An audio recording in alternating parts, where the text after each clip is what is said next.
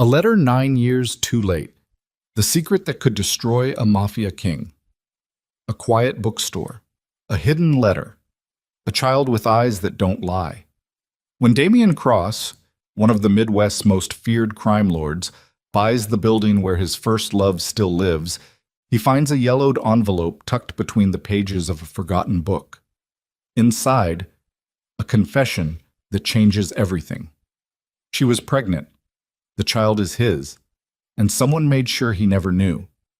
Before Damien can even breathe through the shock, an 8-year-old boy with his exact gray eyes looks up from behind a shelf of books and smiles. Hit that like button right now and drop your city in the comments below. I want to see how far this story travels. Stay until the very end, because nothing about this is simple, and nothing about this ends quietly. The rain had been falling since Tuesday. By Thursday evening, it had settled into something meaner. Not the kind of storm that announces itself with thunder and spectacle, but the kind that seeps into everything, soaks the wood rot under the windowsills, blackens the sidewalks, and turns the gutters of Milwaukee's Lower East Side into slow-moving rivers of cigarette butts and last week's newspaper. The kind of rain that makes a city feel like it's forgetting itself. Lena Ashcroft noticed it the way she noticed most things. Quietly, from a distance. The way you notice a bruise that's been there so long, you've stopped asking how it got there. She was standing at the front window of Ashcroft Books with a mug of cold coffee pressed between both palms, watching the rain drag itself down the glass in long, crooked lines. The shop was closed. It had been closed for 40 minutes, but she hadn't moved to lock the door yet. Old habit. Her grandfather had always said a locked door was an apology to the street. She'd never had the heart to argue with that, even now, 9 years after they'd buried him. The shop was small and smelled like it had always smelled. Old paper, wood oil, and something faintly sweet that she'd never been able to identify, as though the books themselves were exhaling. 2 narrow aisles ran the length of the room, shelves packed floor to ceiling with paperbacks and hardcovers, in no particular order that anyone else could follow, though Lena knew every placement the way a musician knows the positions of strings. A low oak counter ran along the back wall, behind which sat a vintage brass register that hadn't worked since 2019 but that she kept there because her grandfather had loved it. A standing lamp with a slightly crooked shade threw amber light across the center of the room. The effect, she knew, was not exactly modern. It was not exactly profitable either. She heard Noah before she saw him, the soft thud of his sneakers on the wooden floor, a boy's particular rhythm, 2 quick steps and then a slide on the smoothed section near the fiction shelf where the floorboards had been worn to near gloss over the decades. Mom. Did you eat? She looked over her shoulder. He was 8 years old, standing in the narrow doorway that led to the back storage room and the staircase beyond it, wearing a blue sweatshirt 2 sizes too large and holding a slightly crumpled bag of pretzels like it was evidence in an argument he hadn't technically started yet. He had her dark hair, her cheekbone structure, the careful way she had of watching people. But his eyes were wrong. Not wrong, just not hers. They were a pale, almost silver gray, serious and still, the kind of eyes that looked like they were taking inventory of whatever they landed on. She'd spent 8 years not letting herself think too hard about whose eyes they were. I had coffee, she said. That's not food. It's warm. He walked to the counter and set the pretzel bag down with the solemnity of a child who has decided that the adult in the room needs managing. I made a peanut butter sandwich. There are 2 halves. Lena set down her mug. You made 2? I made one and cut it in half. That's how sandwiches work.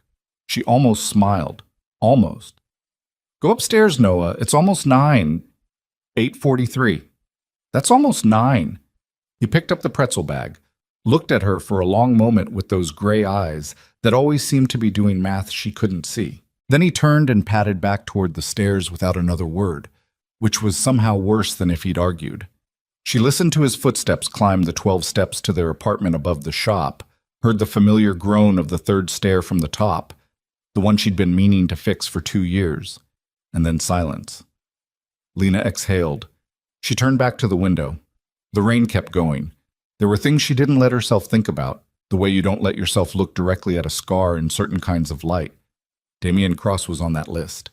Had been on that list for 9 years, slotted in between the memory of her mother leaving and the specific sound her grandfather made in the hospital when they told him the cancer had spread. Things that had happened, that were finished, that could not be unmade and therefore did not benefit from revisiting. That was the framework, anyway. She'd built it carefully. She maintained it. What she knew about Damian Cross now, what anyone in the Midwest with a functioning internet connection and a passing interest in organized crime could know, was that he had grown into something that bore almost no resemblance to the 22-year-old she'd known. She'd been 18 when they met. He'd been working for his uncle then, running logistics for a distribution operation that she'd understood, dimly, was not entirely legal, but that she'd told herself was peripheral, temporary, the kind of thing young men in certain families did until they found another way out. She'd believed that. She'd believed a lot of things. He'd been gone before she found out she was pregnant. Not dead. She'd known that much. Just gone. Absorbed into something larger and colder than either of them had anticipated. She'd written the letter the night she took the test, sitting at the same counter in the same shop, with her grandfather asleep upstairs and the city quiet around her. She'd written it in 3 drafts, and then a 4th that finally said what she meant, folded it into an envelope, addressed it to the only contact address she had for him, and then held it for 1 week, then 2, then a month. Then fear had calcified into silence the way it tends to, and the letter had never moved. She'd found it again 6 months ago, tucked inside a first edition of a novel she'd been cataloging for a collector. She didn't remember putting it there. She thought maybe she had, late one night when she was tired and not thinking, using it as a bookmark and then shelving the book and moving on. The envelope was yellowed now, the ink slightly faded, her handwriting young and earnest in a way that embarrassed her. She hadn't thrown it away. She didn't know why. It lived in the first edition on the shelf behind the counter, between 2 books on local history, and she didn't look at it. She was still standing at the window when the black car pulled up to the curb. It was the kind of car that was meant to be noticed, and also meant to suggest that whoever was inside didn't particularly care if you noticed or not. Long, dark, expensive in the way that comes with complete indifference to the cost. It sat idling in the rain for almost a minute before the rear door opened. No driver got out first, no assistant, just the door opening, and then a man unfolding himself from the back seat with the practiced stillness of someone who never moved carelessly. Damian Cross was 31 years old. He was taller than she remembered, broader across the shoulders in the way that happens when someone has spent years carrying weight, physical and otherwise. He wore a dark charcoal overcoat, no umbrella, and he stood on the sidewalk in the rain with his hands in his pockets and looked at the front of her building with an expression she couldn't read from here. His face had sharpened since she'd last seen it. The softness of 22 was gone. What remained was precise and deliberate, the kind of face that had learned not to telegraph. Lena's hand went flat against the cold glass. He hadn't looked up yet. A second man got out of the front passenger seat, shorter, carrying a leather portfolio, already scanning the building's facade with the professional disinterest of someone doing a job. He said something to Damian. Damian nodded without turning his head. He was still looking at the building, at the sign above the door, at the window. Then he looked at the window. Lena stepped back, fast. Her hip caught the edge of the counter and she grabbed it, steadied herself, stood in the amber half-light of the shop with her heart running hard in her chest and her breath coming in a single thin line through her nose. She pressed herself back against the counter, counted. 1, 2, 3. The way she'd learned to do in the years after Noah was born, when panic attacks came in the middle of the night and she'd needed a technique that worked without waking him. She counted to 10. Then she moved carefully to the window's edge and looked. The car was still there. Damian was gone. She stood very still. Then she heard a knock at the door. She almost didn't open it. That was the honest truth of it. She stood for 6 full seconds with her hand 2 inches from the deadbolt and her shoulder against the door frame and thought about what it would mean to not open it. It would mean pretending. It would mean the version of herself that had gotten very good at pretending, the one who had structured an entire life around the specific discipline of not being found. For 6 seconds, that version of herself had the argument. Then she unlocked the door. He looked different up close. The rain had darkened his shoulders and his jaw was set at the angle she remembered, slightly forward, slightly defensive. the expression of a man who had learned young that the world would push and had decided early to push first. His eyes were the same. Gray, still, precise. The same eyes that looked at her from Noah's face every morning over peanut butter sandwiches and bowls of cereal. "Lena," he said. Not a question. Not a greeting, exactly. Just her name, in the voice that had apparently not changed, which was deeply unfair. "Damien." Her voice was flat. She was proud of that. "I didn't know you were still here," he said. "I would have—" "You own the building," she said. A beat. "You know, I got the letter from your holding company 2 weeks ago, Ridgeline Properties, LLC. She watched his jaw tighten slightly. "I'm not an idiot. I know how shell companies work." He looked at her for a long moment. The man with the portfolio was standing a few feet behind him, trying to be invisible. Damien turned his head slightly, said something quiet, and the man stepped back to the car without a word. "Can I come in?" Damien asked. "You own the building." "That's not an answer." She stepped back from the doorway. He came in out of the rain and stood in the middle of the shop, and for a moment she watched him take it in. The shelves, the smell, the crooked lamp, the brass register. His expression shifted into something she couldn't quite name. Not nostalgia, too contained for that. More like recognition, the way you recognize a language you haven't spoken in years and are briefly surprised to find you still understand it. "You kept it exactly the same," he said. "It was my grandfather's." "I know." He turned to look at her. "He died, 3 years ago?" 4. "I heard about that. I'm sorry." "Are you?" It came out with more edge than she intended. He absorbed it without flinching, which was somehow more aggravating than if he'd reacted. "I'm here about the renovation plans," he said. "The building has structural issues. The 3rd floor has been flagged by the city inspector twice. I'm not—" He paused, started again. "This isn't a displacement. I'm not trying to move you out." "Your attorney's letter didn't specify that." "My attorney's letter was a form document. I didn't write it." He held her gaze. "Lena, I want to talk about the building, the plans, what this looks like going forward." She crossed her arms, looked at the rain still sliding down the window beyond his shoulder, looked back at him. "Come back during business hours," she said. "You can make an appointment like everyone else." Something moved across his face. Not quite hurt, more like the recognition of a tactic. He looked at the shelves again, at the counter, at the old first edition she hadn't thought about in 20 minutes, sitting between the local history books, with its yellowed envelope tucked inside. He wasn't looking at the envelope. He didn't know it was there. She told herself that. She was still telling herself that when he said, "Who's the kid?" The floor did something strange under her feet. Or maybe it didn't, and she just felt it that way. She kept her face still. She had practiced keeping her face still. "What kid?" There were footsteps. Before I knocked. Small. Running. His eyes moved to the staircase behind the storage room door. "And a lamp on upstairs." "I have a son," she said. "He's 8. He's asleep." She watched him process that. Watched the math happen behind his eyes, quick and then slow, the way math happens when you want to be wrong about the answer. "How old?" he said. Not a question, the same way he'd said her name. "I just told you." "How old exactly?" "Damien." "How old exactly, Lena?" The rain was loud against the glass. The lamp threw its amber light across the floor between them. She thought about the envelope. She thought about 9 years of mornings. She thought about the 3rd stair from the top with its particular groan and Noah's gray eyes doing math she couldn't see. 8 years and 4 months, she said.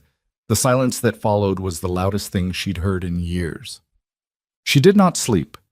She lay in the narrow bed in the apartment above the shop and listened to Noah breathing through the thin wall between their rooms.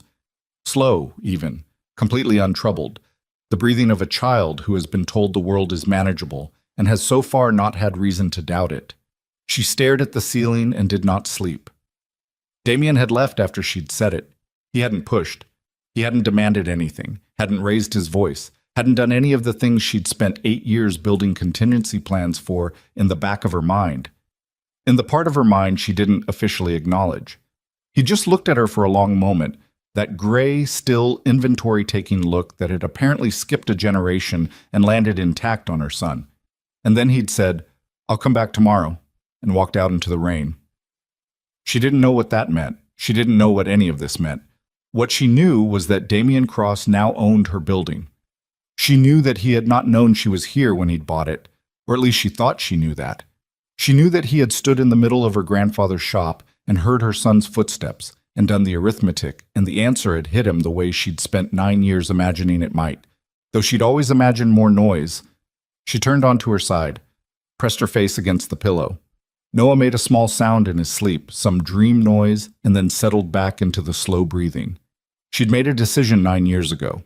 She'd made it in fear, and she'd made it alone, and she'd made it every day since by not unmaking it. She'd told herself it was protection. She'd told herself that bringing a child into Damian Cross's orbit, whatever that orbit had grown into, was not something she was willing to do. She'd told herself she hadn't been able to reach him anyway, which was true, which was also the part that let everything else be true. The letter she'd written was the part that didn't fit the story as cleanly, which was probably why it lived in a book she didn't open. By 3 in the morning, she was downstairs. She didn't turn on the lamp, just stood in the dark shop with the street light filtering through the rain-streaked window, washing everything in pale gray and shadows, and stood at the shelf behind the counter and pulled out the first edition. She held it for a moment without opening it. Then she opened it. The envelope was there. Of course it was there.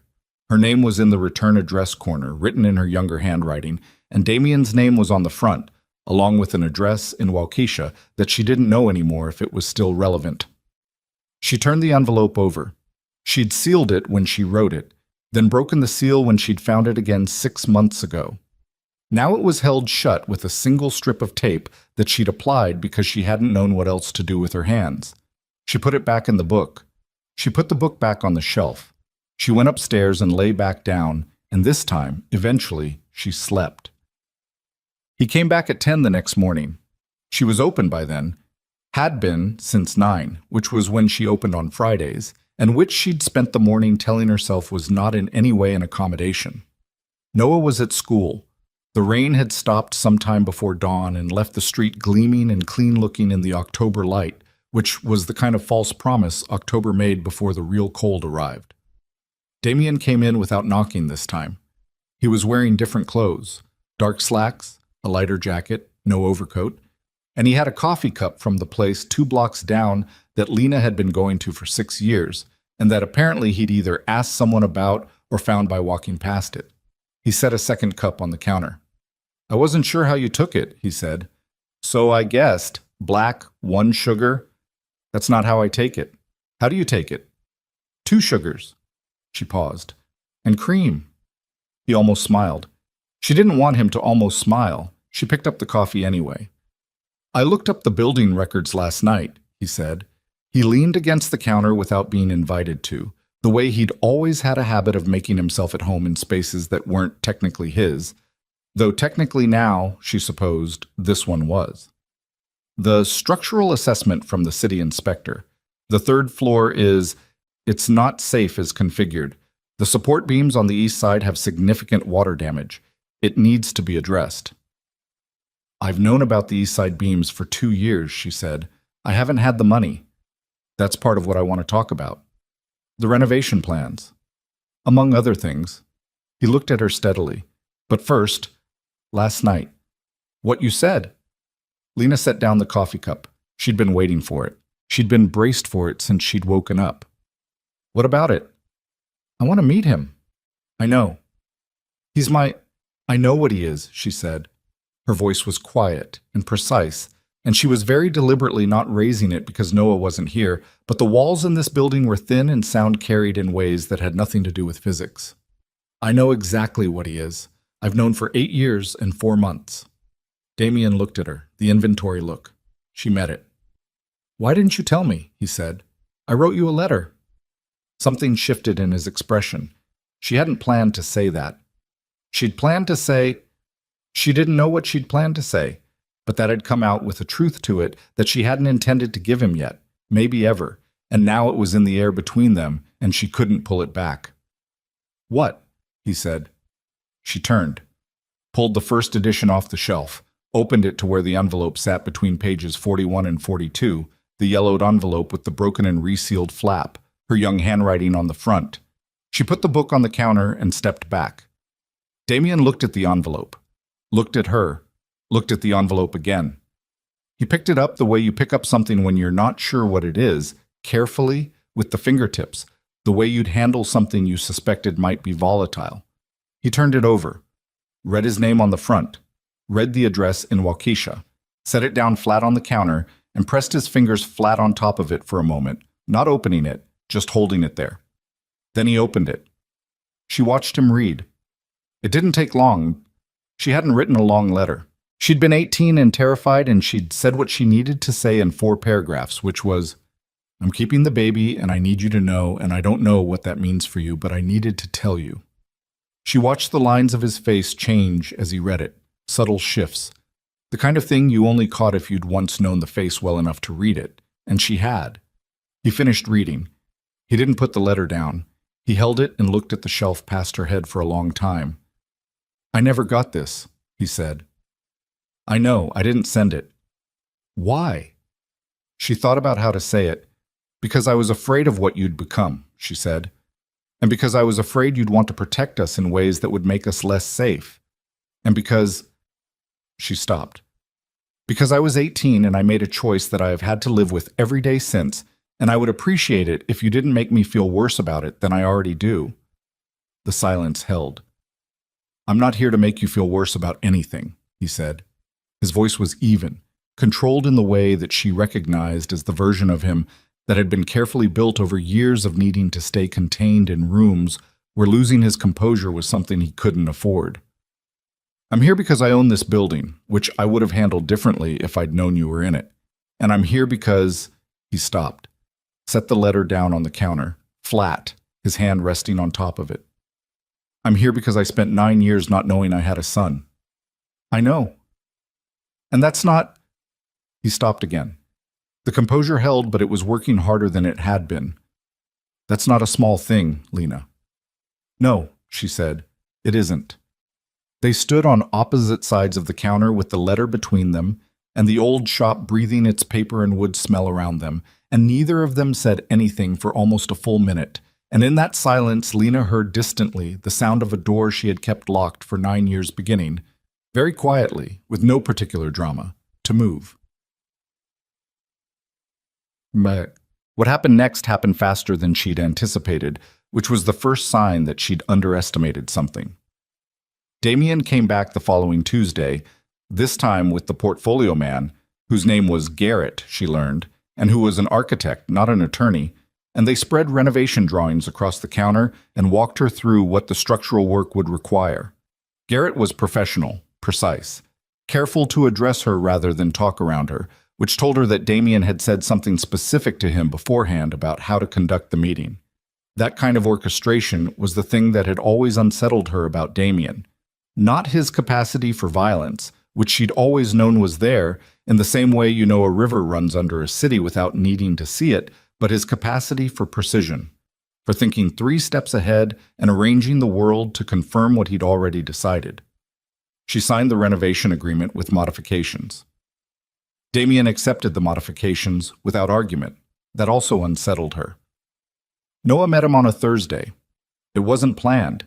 She'd been intending to have a conversation first, had in fact rehearsed several versions of it in the shower, and the car, and the 3 minutes between when her alarm went off and when she actually got up.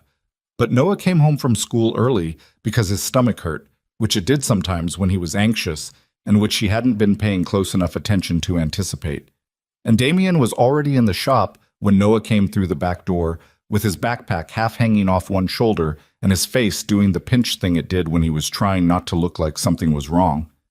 He stopped when he saw Damien. Damien was standing at the shelves on the east wall, looking at the structural damage along the baseboard with the focused attention of someone doing an assessment. He turned when the back door opened, and he went very still. Lena stood behind the counter and did not move. Noah looked at Damien, Damien looked at Noah. The thing about Noah's eyes was that they were exactly the right shade, exactly the right set, exactly the right expression, and she watched Damien absorb that recognition the way she'd watched him read the letter, with the careful stillness of a man who knows that the wrong reaction is the one that happens before he's decided what the right one is. "Hey," Noah said, the guarded variety of hey, the one he used on strangers. "Hey," Damien said, "are you the renovation guy?" A beat. Something like that. Noah looked at him for another moment, then he turned to Lena. "My stomach hurts." "I know, baby. Go upstairs and lie down. I'll bring you crackers in a few minutes." He looked at Damien again. Damien had not looked away from him.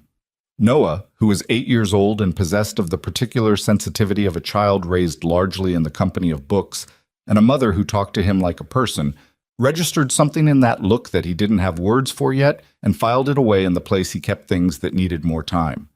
Then he went upstairs. The third stair from the top made its sound. Damien turned to face the wall. His hand went to the shelf and braced there, not hard, not damaging anything, just steadying, like he needed a point of contact with something solid. Lena watched him. "His name," Damien said. His back was still to her. "What's his name?" "Noah," she said. "Noah Ashcroft." She heard him breathe in, heard him breathe out. He didn't say anything else. She thought about the letter on the counter, which she'd put back in the book, which was back on its shelf. She thought about 9 years of mornings and the third stair and peanut butter sandwiches cut in half. She thought about gray eyes doing arithmetic she couldn't follow. She thought, something is coming that I can't see yet. She just didn't know yet that the thing she couldn't see had already been moving toward her for months, and that its name was not Damien Cross, but Victor Hale, and that it was already far too close. Victor Hale found out about the visit on a Friday morning, which meant he had the weekend to decide what to do about it, which was both more time than he needed and less time than he would have liked. He was 63 years old, and he had spent 31 of those years managing the Cross family's legal architecture, their trusts, their shell companies, their real estate portfolios, their charitable foundations that existed primarily to explain where certain money had come from. He was good at it. He was, without significant exaggeration, the reason the Cross family had remained intact through 3 federal investigations, 2 internal succession crises, and 1 very ugly dispute over waterfront property in 2017 that had ended with a dock worker in a coma and a settlement that bore his fingerprints nowhere on the paperwork. Victor Hale was the kind of man who understood that power was not about what you did. It was about what you made disappear. He sat in his office on the 14th floor of a building in downtown Milwaukee and read the report that Marcus, his assistant, had placed on his desk without comment. It was 3 pages. It covered Damien's unscheduled visit to the Ashcroft building on Thursday evening, his return visit Tuesday with the architect, the signed renovation agreement with modifications, and the Thursday afternoon when the boy had come home from school early. Marcus was thorough. Victor paid him to be thorough because thoroughness was the only thing that stood between Victor and situations like the one he was currently reading about. He read the last paragraph twice. The boy's name, Noah Ashcroft. Age, 8 years, 4 months. Physical description included because Marcus was genuinely, sometimes terrifyingly, thorough. Gray eyes, dark hair, resemblance to the Cross family line, notable. Victor set the report down. He looked out the window at the lake, which was steel-colored and flat this time of year, the kind of lake that looked like it had given up on being impressive. He had known about the pregnancy. He had known about it 9 years ago, 3 days after Lena Ashcroft wrote and sealed, and then did not send the letter signed, because Marcus's predecessor, a man named Gerald who had been with Victor for 15 years before his retirement, had intercepted the copy she'd sent to the Waukesha address. The copy she didn't know she'd sent, because she'd written 2 drafts, and the second draft, the one she'd decided was too much, had been in an envelope she'd accidentally sealed and dropped into the pickup box outside the shop without realizing, in the distracted panic of a frightened 18-year-old, that it wasn't the blank paper she'd meant to throw away. Gerald had brought it to Victor because that was what Gerald did. And Victor had read it and made a decision in about 4 minutes, which was longer than it usually took him, but which he felt the gravity of the situation warranted. An heir complicated everything. Not because Damien wasn't capable of being a father. Victor had no particular feelings about Damien's capacity for fatherhood one way or another. What he had feelings about was the cross-family governance structure, specifically the clause in the original family compact, drafted in 1987, maintained through every revision since, that gave any direct biological heir of the primary line a claim to seat on the governing council upon reaching the age of majority. Damien currently had no children, acknowledged or otherwise. Victor had spent considerable energy ensuring that the other council members understood Damien's succession to be effectively terminal, that when Damien stepped down or died or was otherwise removed, the management of the empire would pass to the council collectively, which Victor effectively ran. An 8-year-old boy with gray cross eyes changed that math in ways that Victor found unacceptable. He picked up his phone. He called Marcus. He said, "I need you to pull the Ridgeline Properties acquisition file. Everything related to the Ashcroft building, from initial targeting through closing." "Already on your desk," Marcus said. "Bottom of the stack." Victor looked at the bottom of the stack. He said, "Good," and ended the call. He spent the rest of that Friday reading. Damien didn't tell anyone. That was the first thing that surprised Lena, that a week passed, and then 10 days, and no one appeared at the shop except Damien himself, usually in the late morning when Noah was at school, sometimes with Garrett, more often alone. He would look at the walls, the ceilings, the east side baseboards. He would make notes in a small leather-covered book.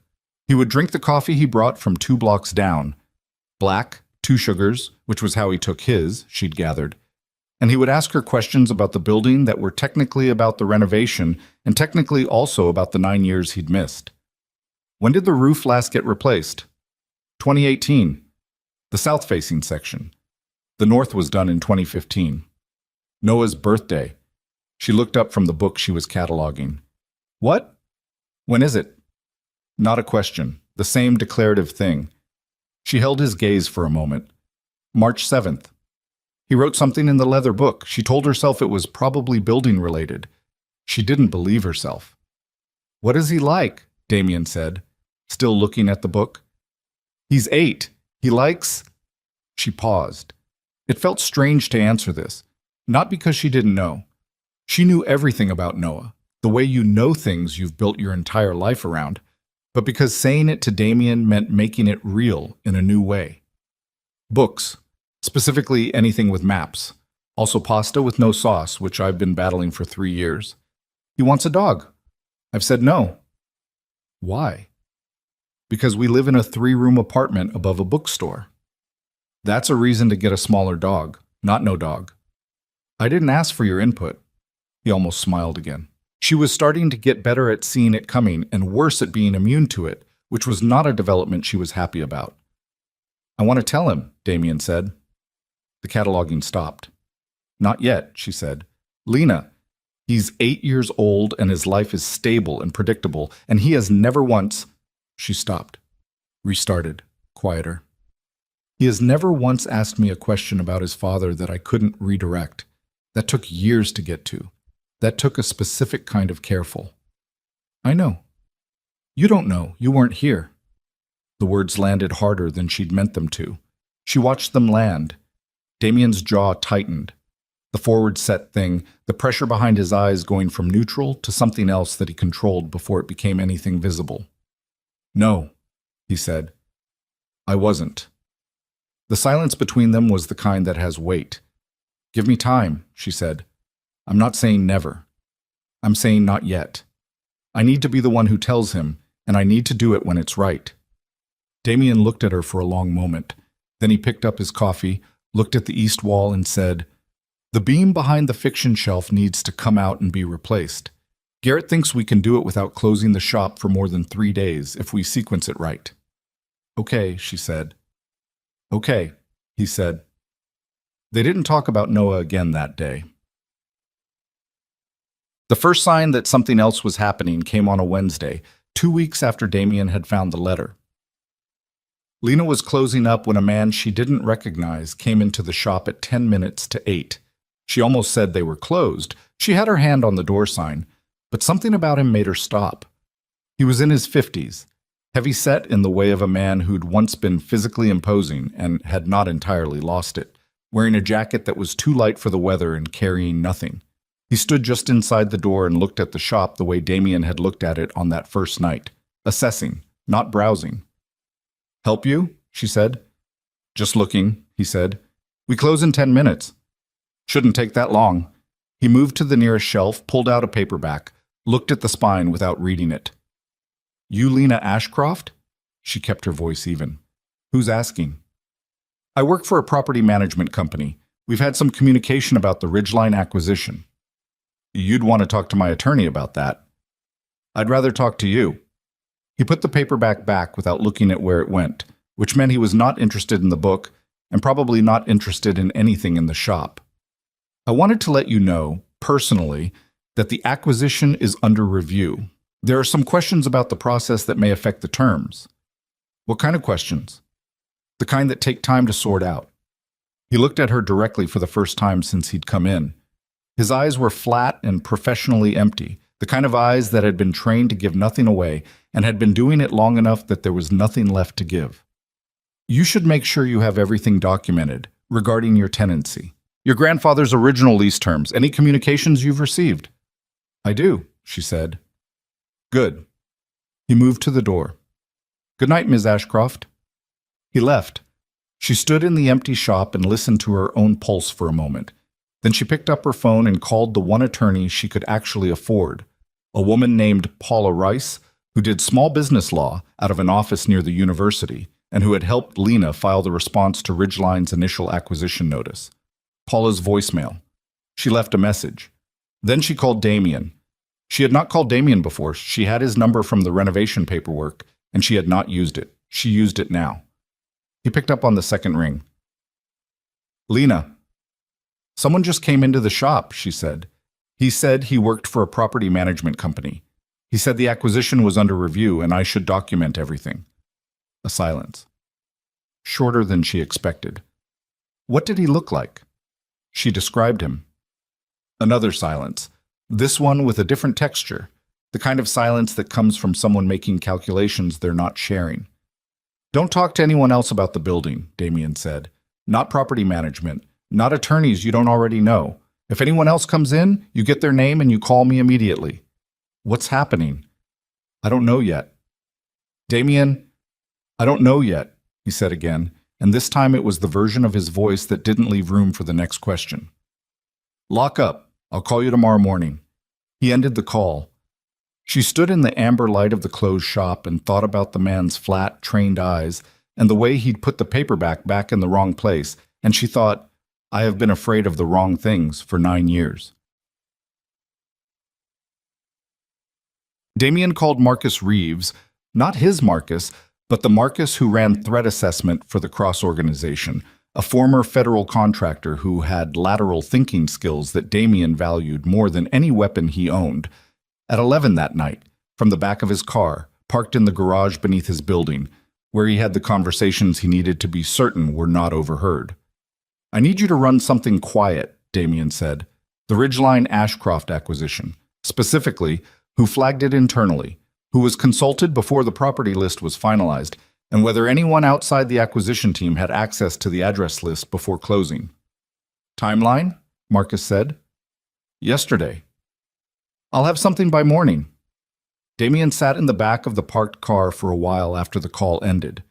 The garage was silent and smelled of exhaust and concrete, the particular underground smell of a city that runs on infrastructure no one ever thinks about. He sat in that smell and thought about a man going into Lena's shop and telling her the acquisition was under review. It wasn't under review. He would have known. He ran the acquisition committee, which meant someone had sent that man, which meant someone in his organization, or close enough to it to move resources, had known about Lena before Damien had known Lena was there, had known and had said nothing, and had now, for reasons he didn't have yet, decided that the woman living above the bookstore needed to be made anxious. He thought about Noah's gray eyes. He thought about the letter that had never arrived. He thought about 9 years and who had known what and when. His phone rang. Unknown number. He almost let it go, and then, on the fourth ring, answered. You found the letter. The voice was older, male, unhurried. I wondered how long that would take. Damien did not move, did not change his posture or the set of his shoulders or the pressure of his grip on the phone, the discipline of years. Who is this? He said. Someone who has known about your son for considerably longer than you have. A pause. I thought you deserved to know that. What you do with it is your business. The line went dead.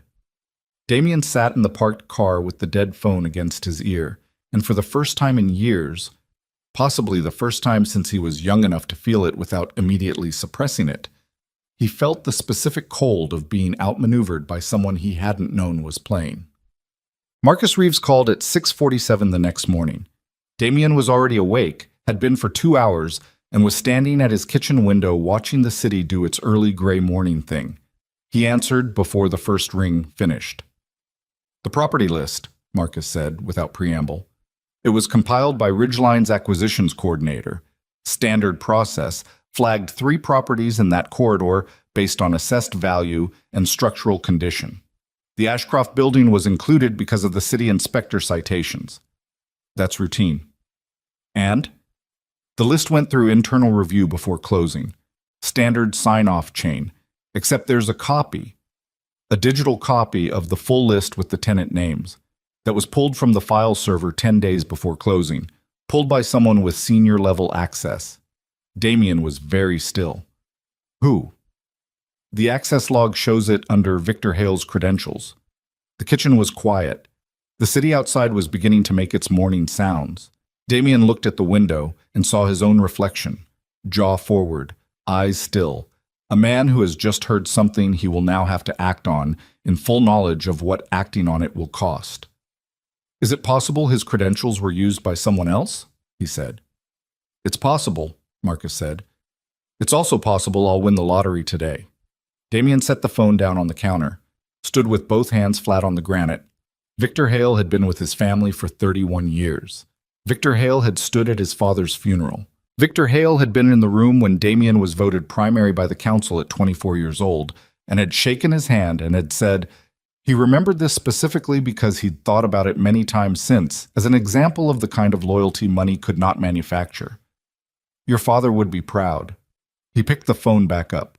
Send me the access log, all of it, and I need you to find out who Victor Hale has been communicating with outside normal channels for the last 3 months.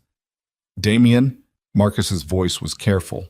If this goes where it looks like it might go, I know where it goes. The council, Marcus. He said it without sharpness, without volume, the way he said things that required no decoration. Send me the log. He ended the call and immediately dialed Lena. She picked up on the 3rd ring, already awake, her voice carrying the specific alertness of someone who has not slept particularly well. What happened? Nothing yet, he said. I need you to do something for me. The letter. Where is it? A pause. In the shop. In the first edition on the shelf behind the counter. I need you to take it out of the shop today. Take it home. Upstairs. Put it somewhere that isn't the shop. Why? Because I need to know it's secure. Damien, what is... Please, he said. Just the one word. He didn't use it often. He thought she heard that. Another pause. Okay, she said. I'll come by this afternoon. Don't talk to anyone. He ended the call. Stood at the window.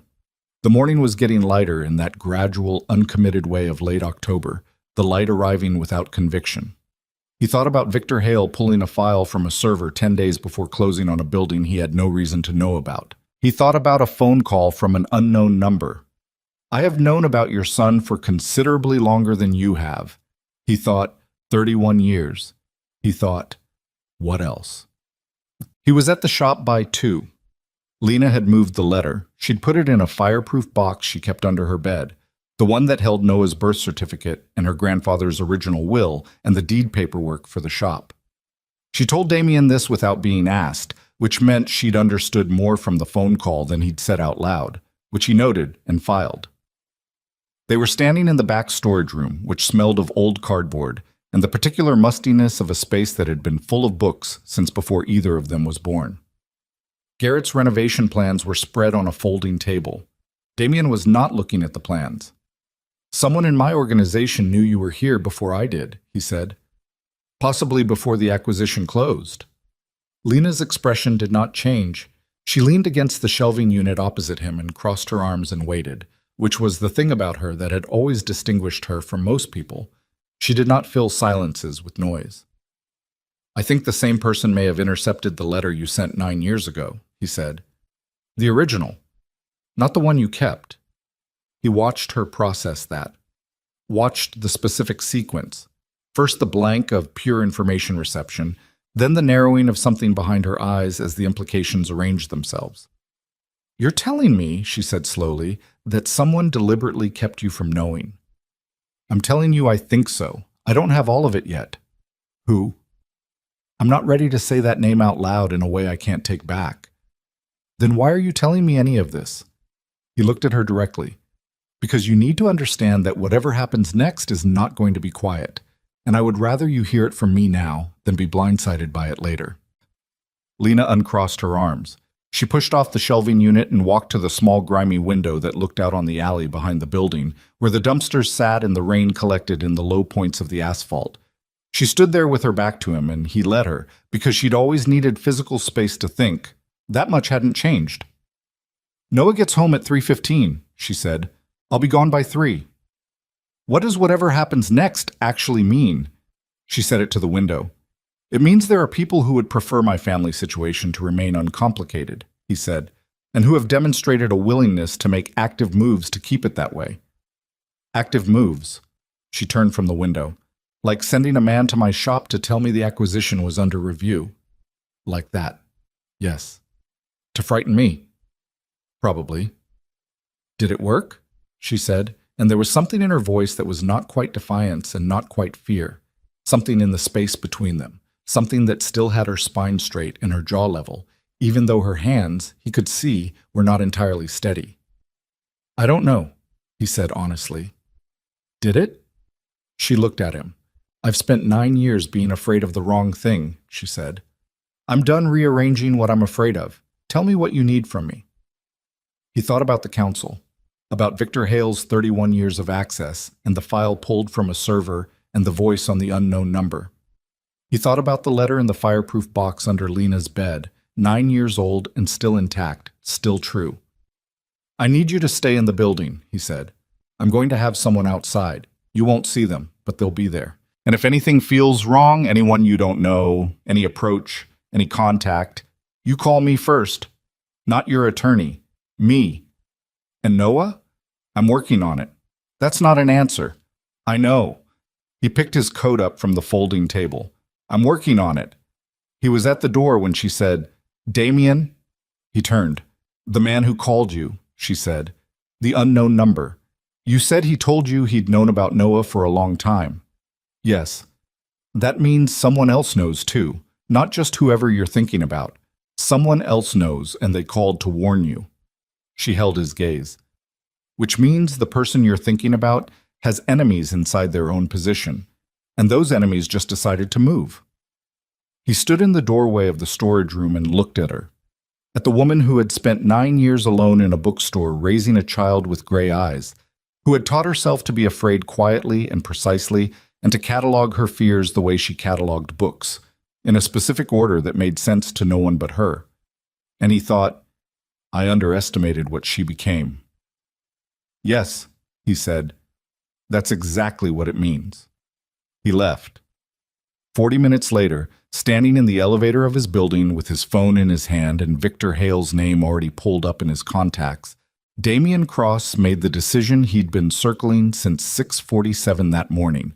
He did not call Victor. He called the one member of the governing council he trusted without reservation, a woman named Adeline Marsh, 67 years old, who had been on the council since before Damien's father had taken primary, and who had no patience for theater and no tolerance for men who built their power on other people's secrets. "Adeline," he said when she answered, "I need to meet, tonight, not at the usual location." A pause. "How serious?" 31 years serious," he said. Silence on the line. Then, "My house. 8 o'clock. Come alone." He said he would. He put the phone in his pocket and watched the elevator numbers climb, and thought about Victor Hale sitting in his 14th floor office, reading reports that Marcus compiled with his particular thoroughness, looking out at the flat steel lake and calculating what he could still control. He thought, "You had 31 years and you spent them building something on a foundation you knew I would eventually find." He thought, "You should have burned the letter." The elevator opened. Damian Cross walked out into his own building and began, with the full weight of everything he had become, to take apart the thing he'd been trusting without examination his entire adult life. And somewhere across the city, in a 14-floor office with a lake view, Victor Hale picked up his phone and made a call of his own, and the words he spoke into it were short and deliberate and irreversible, and they set into motion something that would reach Lena Ashcroft's bookstore in the dark, with fire. Adeline Marsh lived in a house that had no business being in Milwaukee. It was a 3-story Victorian on a corner lot in the historic 3rd Ward, the kind of house that had survived urban renewal and 2 recessions and several owners who'd meant well and done damage, and which now stood slightly apart from its neighbors the way old things sometimes do, not diminished by time, but clarified by it, the unnecessary parts stripped away by decades, until what remained was purely itself. The porch light was on when Damian arrived at 7:58. He'd told his driver to park 2 blocks away. Adeline answered the door before he knocked. She was the kind of woman who heard cars she was expecting from half a block out. She was 67 and looked it without apology. White-haired, dark-eyed, with the posture of a woman who had made a decision in her 40s to stop accommodating the physical expectations of rooms she walked into and had never revisited that decision. She'd been on the Cross Family Governing Council since 1994. She'd outlasted 3 primaries, 2 federal investigations, and 1 council member who'd made the mistake of suggesting at a 2009 meeting that perhaps the council needed younger representation. That man now ran a dry cleaning operation in Sheboygan. She looked at Damian for a moment on the porch. Then she stepped back and let him in. The house smelled like wood smoke and coffee. She led him to a back sitting room where a fire was going in a cast-iron fireplace that looked original to the house, and where 2 cups were already on the low table between 2 chairs, which told him she'd expected this to be a sitting-down conversation rather than a standing one. He sat. She sat across from him and crossed one leg over the other and looked at him with the dark, patient eyes of someone who has learned that the person who speaks first in a serious conversation is usually the one who knows less. So he told her everything. He told it in order without editorializing, the way he reported things when the facts were the argument and decoration would only muddy them. The acquisition, the building, Lena, the letter, Noah, the unknown caller, Marcus Reeves's access log showing Victor Hale's credentials, pulling the tenant file 10 days before closing. He spoke for 9 minutes without interruption. Adeline sat with her hands folded in her lap and her eyes on his face and did not move. When he finished, she was quiet for a moment. "You said the caller told you he'd known about the boy for a long time," she said. "His words were considerably longer than you have. And the voice, you didn't recognize it. No, older, male, unhurried, like someone who'd decided to make the call after a period of deliberation, not on impulse." Adeline looked at the fire. "There's a man named Carol Pruitt," she said. "He was Victor's deputy. Internal compliance, technically, though his actual function was closer to internal intelligence. He left the organization 14 months ago. Victor told the council it was a voluntary departure over compensation disagreement." She paused. "I never believed that. Carol Pruitt did not have disagreements over compensation. He had disagreements over ethics, which is a different animal." Damian was still. "You think it was Pruitt on the phone?" "I think it's worth finding out." She looked back at him. Victor asked for Pruitt's departure to be handled quietly. No exit interview, no standard documentation review. I approved it because Victor had 31 years and I gave him latitude I wouldn't have given someone else. Her jaw tightened almost imperceptibly. "I'm reconsidering that now." "If Pruitt left over ethics," Damian said, "and the access log shows Victor pulling the Ashcroft file before closing, then we need to know what else Victor has pulled," Adeline said, "and over what period of time." She unfolded her hands. "This is going to require a formal audit. You understand what that means. It means Victor finds out we're looking. It means Victor finds out we're looking, she confirmed. And a man who has spent 31 years managing the architecture of this organization's legal exposure will know exactly how much time he has and exactly what to move before we get there. She looked at him with the directness of someone who respects the person they're disappointing. There is no quiet version of this, Damien. He knew that.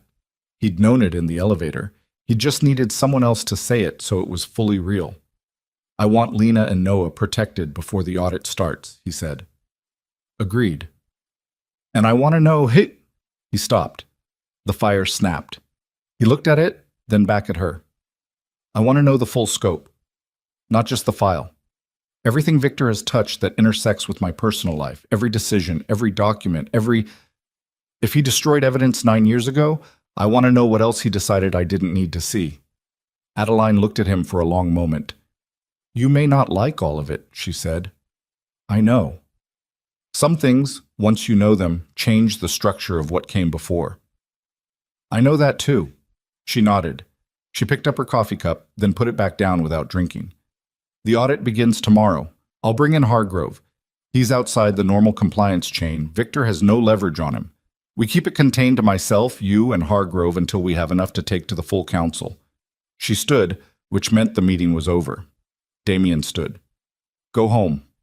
Let your people watch the building tonight. And Damien, he was at the doorway. He turned.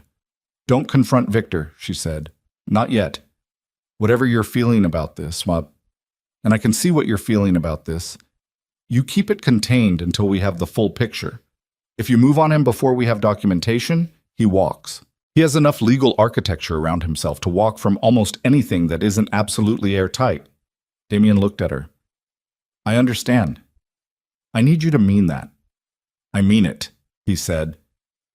He walked back through the wood smoke and coffee house and out into the October night, and he meant it the way a man means something when he knows he's going to be tested on it repeatedly and is not entirely certain he'll pass every test. The audit took 4 days. Damien knew better than to watch the clock.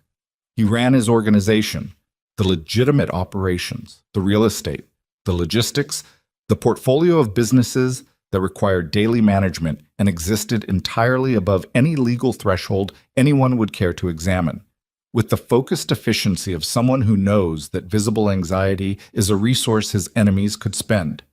He took meetings, he reviewed financials, he signed off on the third quarter infrastructure assessment for a distribution operation in Green Bay. He answered emails. He checked on the building twice a day, which he told himself was about the renovation, and which he did not examine too closely beyond that. On the second day, he arrived to find Noah sitting on the front step of the shop, eating an apple, school bag beside him, apparently waiting for Lena to unlock the door after what he gathered was a dentist appointment that had run longer than expected. Noah looked up when Damien came down the sidewalk and did the inventory thing with his eyes, that quiet, assessing look, and said, Hi. Hey, Damien said. You're the renovation guy. Still, Damien said. Noah moved over on the step without being asked, which was either an invitation to sit or simply a logistical adjustment for a larger person who might need more room, and Damien sat on the step beside his son for the first time and looked at the rain-darkened street and said nothing, because nothing seemed like the right volume for the moment. Noah ate his apple. After a while he said, There's a water stain on the ceiling of the back room. My mom says it's been there for 2 years, but she thinks it's getting bigger. I saw it, Damien said. It's on the list. She won't ask for help with things. Noah said it as a simple, factual observation, the way an 8-year-old reports on the weather. She fixes everything herself until it falls apart too much. I know, Damien said. She's always been like that. A beat. Noah looked at him sideways. You knew her before? Damien looked at the street. A long time ago. Noah processed this. He took another bite of the apple. She doesn't talk about before much, he said. No, Damien said. She wouldn't. The quiet between them had a different quality than the quiet between most strangers. Less empty, more provisional, like a space being held for something that hadn't arrived yet. Damien sat in it and thought about how strange it was to be next to someone who was half yourself, and to have them not know it. And how strange it was to know it, and to have promised to wait. Lena arrived 7 minutes later, slightly out of breath, keys already in hand. She looked at the two of them on the step, and something moved across her face that she controlled before it became readable. She said, "Noah, inside." And Noah stood and pulled, he said. "We've been through Victor's credential history for the last decade. There are 14 instances of unauthorized access to files flagged as personal to you or your immediate family line. The earliest is from 9 years ago." Damien's hand tightened on the phone. 9 years ago. September. 3 weeks after the close of fiscal year, which would have been September, was when Lena was pregnant. He said it before he'd decided to say it. She would have been 3 months along. A pause. The file accessed in September 9 years ago is registered as cross-family succession documentation, specifically the biological heir addendum to the family compact. The access was a read-pull and a modification. The world did something strange and stayed still at the same time. What modification? The biological heir threshold clause, Hargrove said, each word coming out measured and clean. It originally specified that a biological heir of the primary line must be acknowledged by the primary in writing within 1 year of the heir's birth to hold counsel claim. Victor modified it to require acknowledgement within 30 days of the primary learning of the heir's existence, with a retroactive non-recognition clause for any heir whose existence was concealed from the primary for more than 5 years. The silence was absolute. He wrote a time limit, Damien said. He wrote a clause that would automatically disqualify any heir who'd been concealed for more than 5 years from any claim on the council or the family estate, Hargrove said. Given your son's current age of 8 years and 4 months, the concealment period already exceeds 5 years by more than 3 years. Under the modified compact, Noah Ashcroft has no legal claim to anything. Damien sat in the parked car and breathed. He breathed in through his nose, slowly, the way he'd learned to do in rooms where the wrong reaction was the kind you couldn't take back. He breathed out. He looked at the street outside the windshield. Ordinary, gray, a woman walking a dog, a delivery truck idling at the corner. And he held himself in the practiced stillness of a man who has spent a decade making every room he's in believe he is entirely in control. Is the modification documented with a timestamp? He said. Yes. His credentials, his timestamp. The original document exists in archive, so we pulled the backup. The modification is clearly an insertion. A forensic document examiner would have no difficulty establishing it. Get me the examiner, today. He paused. And Hargrove. The 14 unauthorized accesses. I want all of them. Every file, every modification, every read pull. Everything. I'll have a full report to you by end of day. Damien ended the call. He sat in the car for 3 minutes. He allowed himself exactly 3 minutes, which was the discipline. 3 minutes to feel the full weight of something before you decided what to do with it. Victor Hale had known about the pregnancy 9 years ago, had intercepted or arranged the interception of the letter, had quietly modified the family compact to ensure that even if Noah were discovered, the boy would have no legal standing, had then spent 8 years maintaining access to files he had no authorization to touch, monitoring, adjusting, managing the architecture of Damien's personal life the way he managed the architecture of the family's legal exposure, doing his job. The job he'd been trusted to do, expanded without permission into territory he had decided, unilaterally, was also his to manage. 31 years. The 3 minutes passed. He called Adeline. She answered on the first ring, which meant she'd been waiting. He told her what Hargrove had found. He did it in the same order, without editorializing, facts as argument. When he finished, the line was quiet for a moment. The council meets Friday, Adeline said. I'm moving it to tomorrow. Victor will know something is wrong the moment you move it. Victor already knows something is wrong, she said. The question now is whether he acts before we do. I want the full council in a room with the documentation before he has time to... She stopped. Damien, where's the letter right now? In a fireproof box in Lena's apartment. That's not enough, she said, and her voice had shifted into something he'd rarely heard from her, Not quite alarm, because Adeline Marsh did not alarm easily, but adjacent to it. The recognition of a timeline compressing. You need to get it out of that building tonight, and you need to get Lena and the boy out of that building tonight. I'll call her, Oti. Don't call. Go. And Damien, the thing in her voice sharpened. Don't go alone. He was in his car moving before the call ended. He was 6 blocks from Lena's building when his phone rang. Unknown number. The same unknown number. He answered it while driving, phone to his ear, one hand on the wheel. You talked to Adeline Marsh, Carol Pruitt said. Because it was Pruitt, Damien heard it now, knowing to listen for it. The voice of a man who'd spent 14 months deciding whether to make this call. What do you know? Damien said. Victor made calls 2 days ago. I have a contact inside his current communication loop. I've been monitoring it since I left, which you can judge me for later. A pause. The sound of Pruitt breathing, measured, the breath of a man who is also moving. He hired outside contractors, not organization resources, fully external. The contract was structured as a property remediation job. Damien's blood went cold. What property? He said. Your new acquisition, Pruitt said. The bookstore. Damien pressed the accelerator. When? He said. The contract was activated this morning, Pruitt said. I don't know the timeline. I don't know if it's tonight or... Damien dropped the phone on the seat and called Lena. 4 rings. Voicemail. He called again. That's 3 rings. Voicemail.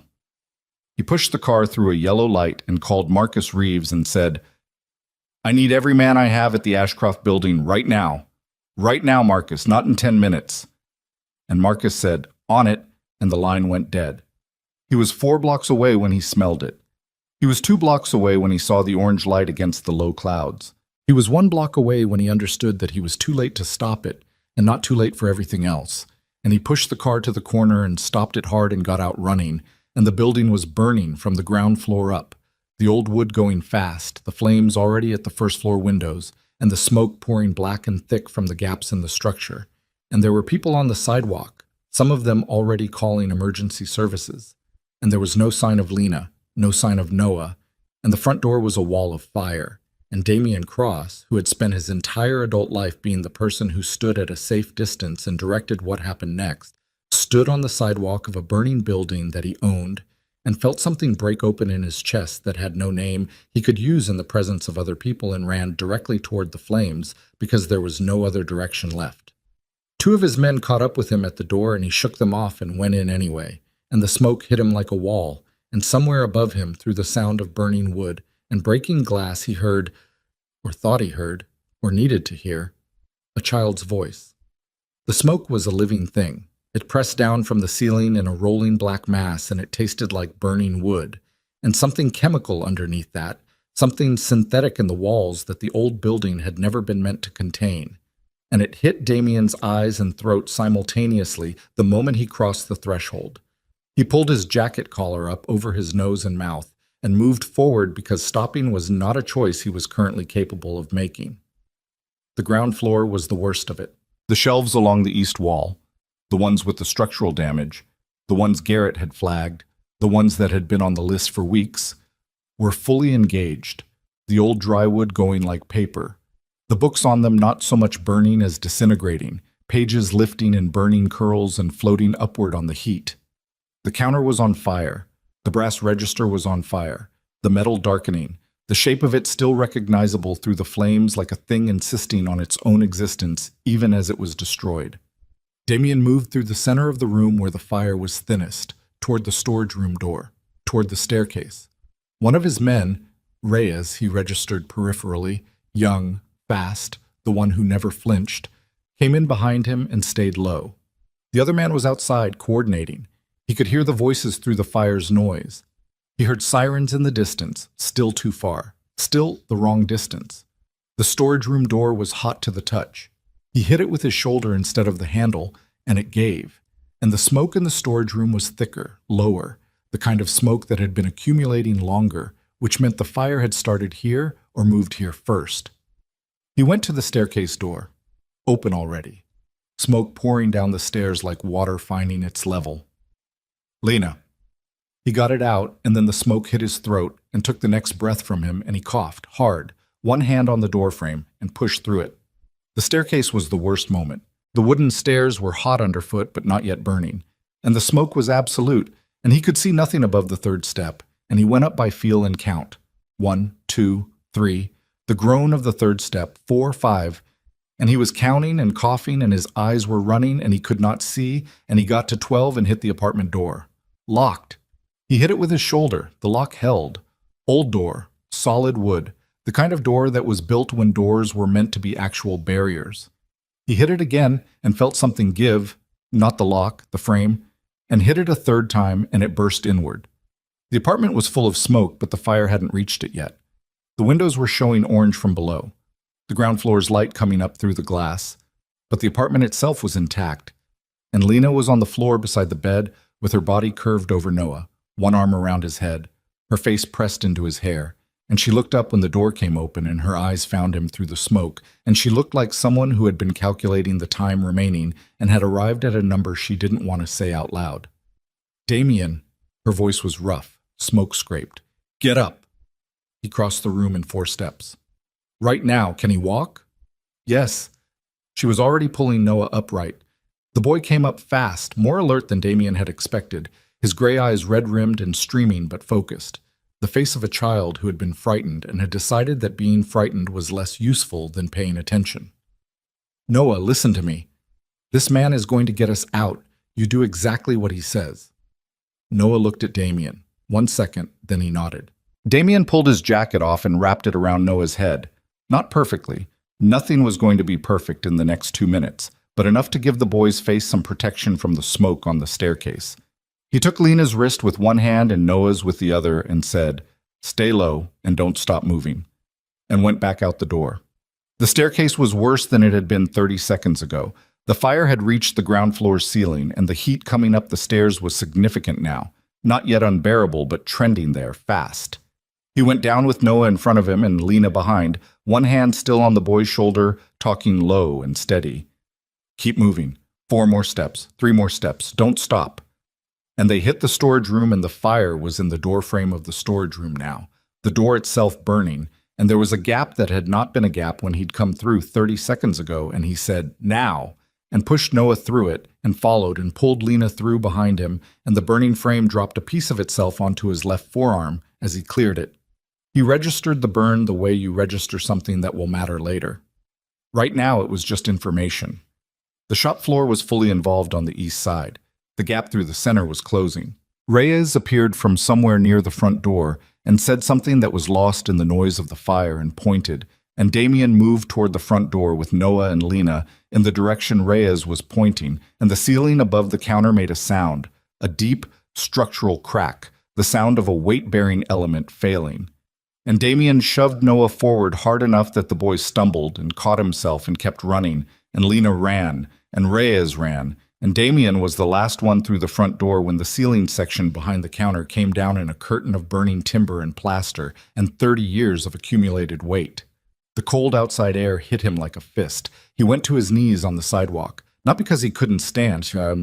He could stand, but because Noah was on his knees on the sidewalk beside him, coughing, and Damien's hand went to the boy's back without a decision being made about it, just landed there, and he felt Noah's back heaving with the coughs, and kept his hand there until it slowed.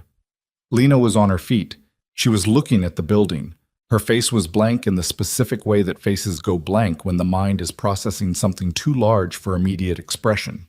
The fire was fully through the first floor now, visible through every window, the old Victorian frame going with the particular violence of buildings that have been standing long enough to dry out completely. The sign above the door, the Ashcroft Books sign that her grandfather had hung in 1987, was burning. Damien stood up. He looked at Lena. She was looking at the sign. "Hey," he said it quietly, close. She didn't turn. "Lena." She turned. Her eyes were dry, which was worse somehow than if they hadn't been. "Noah," she said. "He's okay."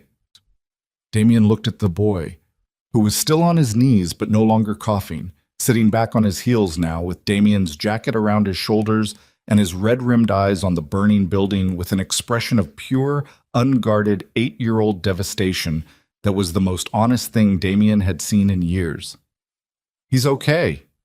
The sirens arrived. It took 11 minutes for the first fire unit to get water on the building, which was long enough that the second and third floors were involved by the time they did. Damien watched from across the street with Lena beside him and Noah between them, the boys standing close enough to Damien that their arms were touching. And Damien was fairly certain Noah wasn't aware of it, and was also fairly certain that he himself did not intend to move. His phone rang. Marcus Reeves. "We have a problem," Marcus said. "I'm aware we have a problem. I'm watching it." "Not the fire. The council." A pause. "Damien, Victor called an emergency session. Tonight. He's invoking the emergency succession clause. He's filed documentation claiming there's a crisis of primary leadership requiring an immediate council vote." Damien went very still.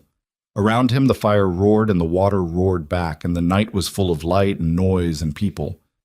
"He can't invoke that clause without a second from a sitting council member," Damien said. "He has a second. Pemberton." Damien knew Pemberton. Harold Pemberton, 61, the most transactional man on the council, the one who voted his interests with the consistency of a man who had never once made a decision for any reason other than what it would personally cost or return him. Victor had been managing Pemberton's financial exposure for a decade. Of course he had a second from Pemberton. "Where?" Damien said. "The usual location. The session starts in 40 minutes. Call Adeline." "She's already en route. She called me." A beat. "Damien, if you don't show up in person, they can conduct the session without the primary present under emergency rules.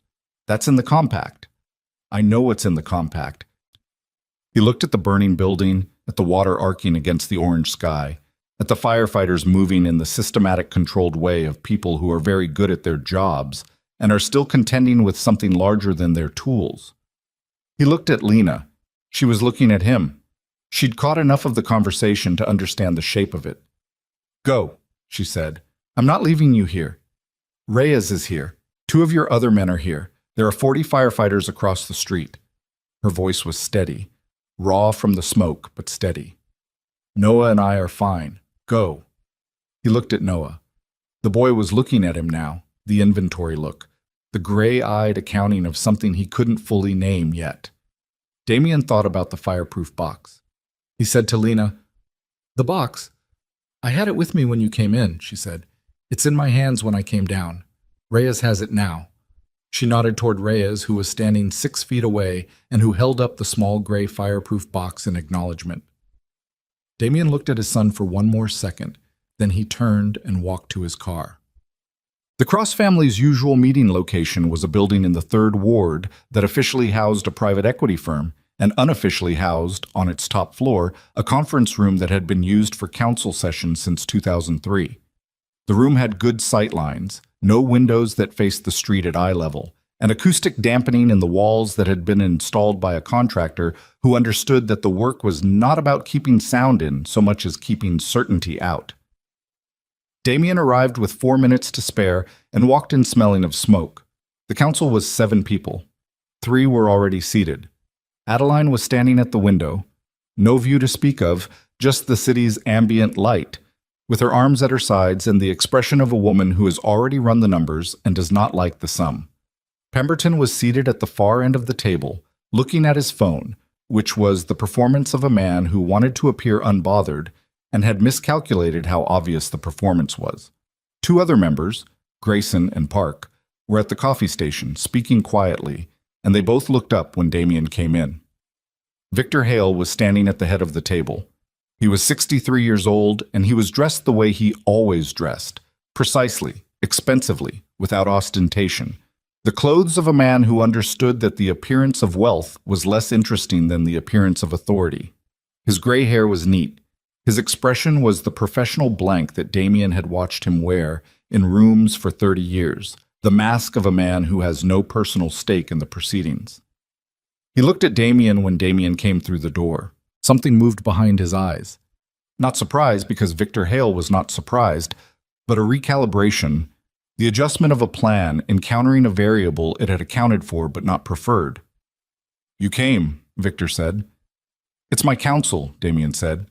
He walked to the primary seat at the center of the table and sat in it without looking at anyone else.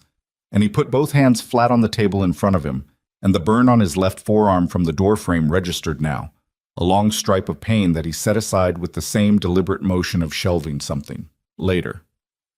"Let's begin," he said.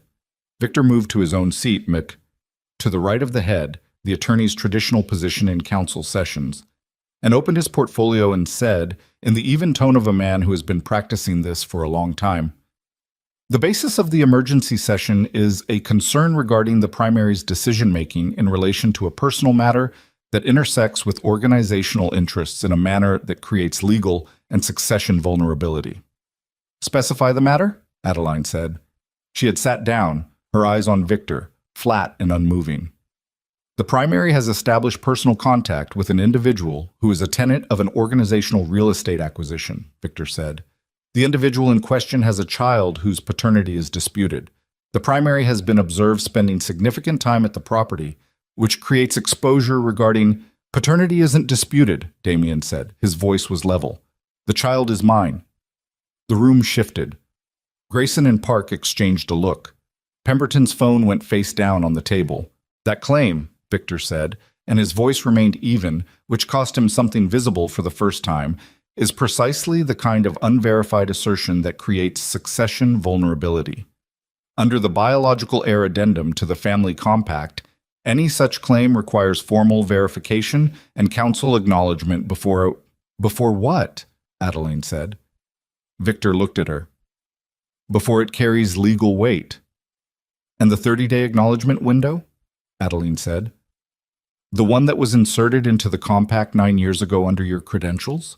The one that ensures any heir concealed for more than 5 years is automatically disqualified?" She put a folder on the table. Hargrove had sent it to her, Damien had authorized the send, and pushed it to the center. That provision.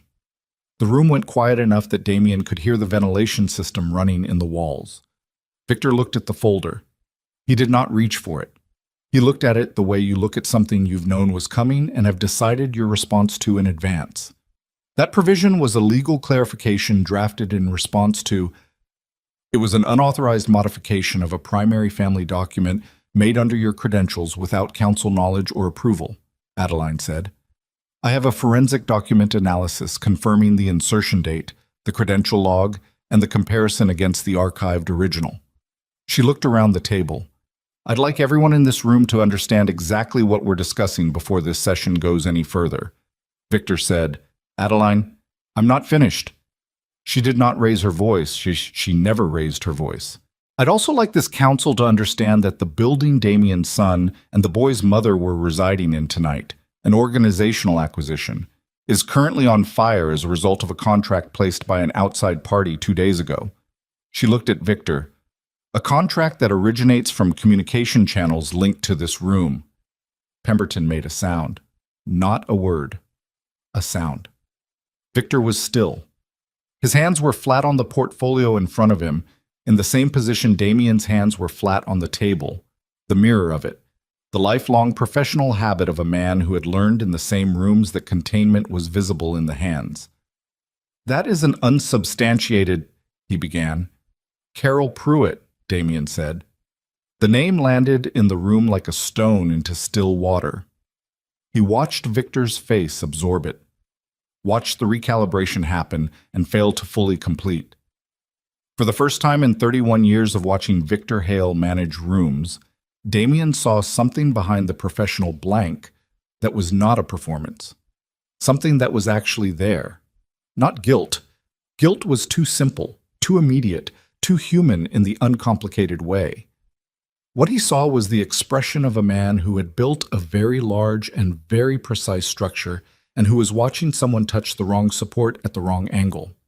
"Carol Pruitt will be presenting his account to this council tomorrow," Adeline said. "He has documentation. He has recordings. He has been building this file for 14 months, since the day he resigned, rather than continue participating in what he describes, in writing, as systematic fraud against the primary line." Pemberton's chair scraped back. "I need a moment." "Sit down, Harold," Adeline said. The voice of a woman who has been in rooms like this since before Harold Pemberton, understood what rooms like this were for. He sat down. Victor said nothing. He was looking at the folder in the center of the table. His hands had not moved. Damien watched him. He had been watching Victor Hale for 31 years, had watched him manage, maneuver, navigate, absorb, redirect, had trusted every bit of it the way you trust a wall you've never had reason to push against. He watched him now and thought about 9 years, about a letter, about a boy eating an apple on a front step talking about his mother not asking for help, about the third stair from the top and its particular groan and what it would sound like now if the staircase was still standing, which it probably wasn't. "Victor," he said. Victor looked at him. "How many of the 14 files," Damien said, "were decisions you made for me that I didn't know you were making?" The question sat in the air. Victor said, with the precision of a man who has had 31 years to build his justifications into architecture as solid as anything else he'd ever constructed. "Everything I did was for the survival of this organization. Everything. The boy's existence would have created a claim that destabilized." "He's 8 years old," Damien said. "He's a liability. He's 8 years old, and he was in a burning building tonight." The level voice was costing him more than the burn on his arm. He could feel exactly what it was costing, and he paid it because the alternative, saying what he was actually feeling, in this room, in front of these people, with the work still in front of him, was not something he could afford. His mother was in a burning building. That building burned because you decided that a child's existence was a problem you were authorized to solve. Victor's jaw was set. His hands were still flat on the portfolio. "I made a decision in the interest of—" "You made a decision," Damien said, "about my son, without my knowledge. For 31 years you made decisions about my life and called it organizational interest, and I sat in this room and called it loyalty." He looked at Victor for a long, even moment.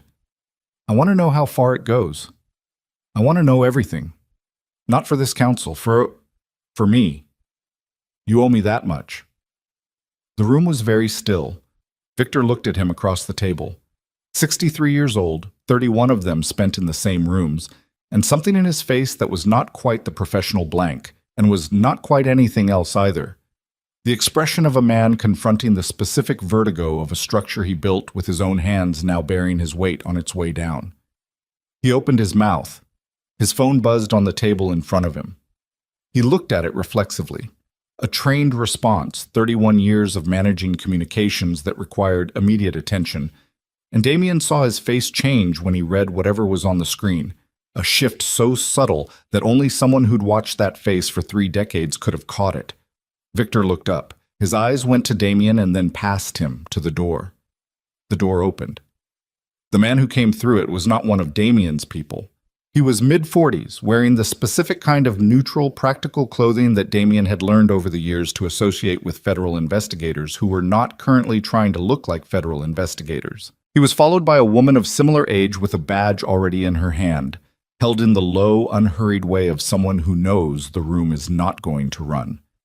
Behind them, just inside the door, was Carol Pruitt, 50-something, heavy-set, the man Damien had heard on the phone and was now seen for the first time, and who was looking at Victor Hale with the expression of a man who has been waiting 14 months for this specific moment and has had time to decide how he wanted to feel about it, and has arrived at something that is not satisfaction but is adjacent to it. "Victor Hale," the woman said, holding the badge out in the unhurried way, "we have questions regarding financial fraud, document tampering, and conspiracy in relation to an arson event that occurred earlier this evening on East Water Street. We'd like you to come with us." Victor looked at the badge. He looked at Carol Pruitt. He looked at Damien. Damien looked back at him without expression. The thing about Victor Hale, the thing that Damien would think about later, in the quiet that comes after, was that he did not argue, did not reach for the portfolio, did not invoke attorney-client privilege, did not perform any of the dozen defensive moves that a man with 31 years of legal architecture at his fingertips should have reached for automatically. He simply sat at the table and looked at Damien with the eyes of a man who has finally arrived at the wall he built and found it exactly as solid as he made it, and aimed at exactly the wrong direction. "I should have burned it," he said. Not to the room, to Damien. Yes, Damien said. You should have. Victor stood. He buttoned his jacket. He walked around the table toward the federal investigators with the bearing of a man who had decided, at some point in the last 60 seconds, that dignity was the only remaining asset worth protecting. Carol Pruitt stepped aside to let him pass. At the door, Victor stopped. The letter, he said, without turning. The original. Gerald never actually destroyed it. He kept it.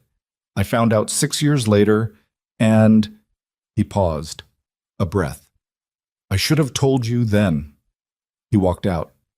Damien sat at the head of the table in a room that was very quiet and smelled faintly of his own smoke-damaged clothes, and around him the council members processed the preceding 20 minutes with varying degrees of visible shock. And across the city, his son was standing outside a burning building in a jacket that was too big for him, looking at the place where his whole known world had just been taken apart and remade in the span of a single night. Adeline looked at Damien. Go, she said. I'll manage this. He was already standing. He was already moving toward the door when his phone rang, Reyes's number, and he answered it walking, then stopped when he heard what Reyes said, because it stopped him the way only specific things can stop a man who has trained himself not to stop. The boy, Reyes said. He's gone.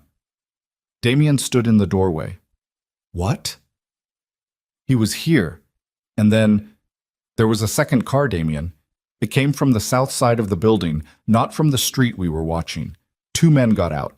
They had the boy for maybe 40 seconds before Lena. Reyes's voice was compressed, the voice of a man reporting something he needs to compress in order to say it. Lena went after them. She got Noah back. She got him back. He's fine.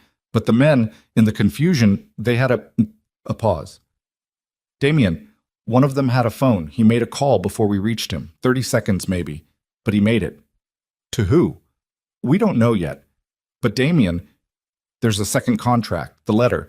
Someone else knew about the fireproof box, and the call was to confirm it didn't burn with the building, and whoever is on the other end of that call knows it survived and knows where it is right now. Damien turned back into the hallway. Running now, phone still at his ear, toward the stairs, toward the car, toward the east side of Milwaukee, where his son was standing in a too big jacket, and his former love was holding a fireproof box that had just become the most dangerous object in the state. And somewhere behind all of it, Victor Hale was being walked toward a federal vehicle while Carol Pruitt watched, and none of that mattered right now. None of it mattered at all except the next 3 minutes, and what happened in them. Who does Victor have left? Damien said into the phone. Reyes said, That's the problem. Whoever just got that call isn't Victor's. Damien hit the stairwell door. Then whose? Pemberton, Reyes said. Pemberton. Damien said the name out loud in the stairwell, once, not as a question, and the word came out with the specific flatness of something that should have been obvious and wasn't, which was its own kind of failure. The kind he would examine later when later existed as a concept again. Harold Pemberton had been on the council for 19 years. He was the most transactional man Damien had ever sat across a table from, which was a meaningful distinction in the particular population of men Damien sat across tables from. He voted his interests. He protected his exposure. He had been financially managed by Victor Hale for a decade, which meant that Victor's fall did not leave Pemberton free. It left Pemberton exposed, suddenly and completely, in the way of a man who has been using someone else's umbrella and has just watched it walk out of the room. A desperate man with resources and nothing left to protect was more dangerous than Victor had ever been. Damien hit the ground floor door and went through it at a run. Reyes had Lena and Noah on the south side of the building, away from the fire crews and the gathering crowd, in the narrow gap between the burning bookstore and the dry cleaner next to it that had been evacuated as a precaution. Lena was standing with her back against the dry cleaner's brick exterior and the fireproof box against her chest, both arms around it, and Noah was beside her, pressed into her side. And when Damien came around the corner, she looked at him with the eyes of a woman who has been frightened twice in one night and is currently running on the chemistry of pure functional adrenaline. "Are you hurt?" he said. "No." He looked at Noah. "You?" Noah shook his head. He was holding Lena's jacket sleeve with 2 fingers. The grip of a child who has decided that physical contact is the most efficient available form of reassurance and is deploying it with the subtlety of someone who doesn't want to appear to be deploying it. Damien saw it and felt something move in his chest that he did not have time for. "There's a second car," Damien said to Reyes. "South approach. How many men do you have on the perimeter right now?" "4. 2 on the south block, 2 on the north. But Damien, if Pemberton activated outside contractors the same way Victor did—" "He didn't have time," Damien said. "Pemberton made the call 20 minutes ago. He doesn't have the relationships Victor had. Victor spent 30 years building those. Pemberton spends money. That means whoever he called tonight is someone who can be reached fast and paid fast, which means they're not careful." He looked at Lena. "I need to move you, not far. There's a building 2 blocks east. I own it outright. Nothing shell about it, my name on the deed. It's been empty for renovation. No one connected to Pemberton or Victor knows about it because it's not in the organizational portfolio. It's personal." Lena looked at him. "How personal?" "I bought it 4 years ago. I didn't tell anyone." He paused. "I don't entirely know why I bought it. It's on the same street as a used bookstore." He watched her face. "I know how that sounds." She looked at him for a moment with the expression of a woman who has spent 9 years cataloging what she could not let herself think about, and has just been handed a piece of evidence that reorganizes several of those files. 2 blocks, she said. 2 blocks. She looked at Noah. "Come on." They moved fast and quiet, Reyes ahead and one man behind, through the alley that ran parallel to East Water Street, away from the fire's light and noise. The night was cold and smelled of smoke that had followed them from the building like something that wasn't finished yet. Noah moved without complaint, without questions, with the focused physical compliance of a child who has understood that this is a moment for compliance and is storing his questions for a different moment, which Damien recognized as the most disciplined thing he'd seen all night. The building was a narrow 4-story that had been a print shop in a previous life and still had the smell of it in the walls, ink and machinery and the particular age of a space that had been used hard for decades. Damien had a key. He'd had a key for 4 years and had come here maybe 20 times, usually alone, usually to stand in the empty top floor and look at the street below with the specific feeling of a man who doesn't know why he keeps coming back to a place and has decided not to force an answer. He got them to the 2nd floor and told Reyes to cover the entrance, and then he stood in the empty room with Lena and Noah and the fireproof box and the sound of the fire 2 blocks away, muffled now, and he looked at his son. Noah was looking at him. "I need to tell you something," Lena said. Her voice was quiet. She was looking at Noah, not at Damien. "Mom," Noah said, "listen to me." She crouched down in front of him so they were eye level, which was the position she used when she needed him to hear something without the physical differential of adult to child getting in the way. Damien had not seen her do this before, and he recognized it immediately as something she had developed over 8 years of raising a boy who processed things carefully and needed the same in return. This man is not just the renovation person. Noah's gray eyes moved to Damien, then back to her. "I know," he said. Lena blinked. "What do you mean you know?" Noah looked at Damien again with the inventory look. "He looks at me like you look at me," he said, "when you think I'm not watching." The room was quiet enough that Damien could hear the boy breathing, could hear Lena breathing, could hear, 2 blocks away, the fire doing what fire did, and somewhere in the city Harold Pemberton making calculations that were running out of time. Lena said, "He's your father, Noah." Noah was still looking at Damien. Damien looked back. He did not perform anything. He did not arrange his face into any particular expression of readiness or warmth or contrition. He just looked at the boy who had his eyes and his mother's cheekbones, and the careful, patient intelligence of someone who had been formed by books and solitude, and a woman who had loved him with the particular ferocity of a person who had made a choice and then had to live inside it. "Okay," Noah said. Lena said, "Okay." "I have more questions," Noah said, "but okay for right now." Damien breathed out. He hadn't known he'd been holding it. "Fair enough," he said. His phone rang. Reyes. "They're here," Reyes said.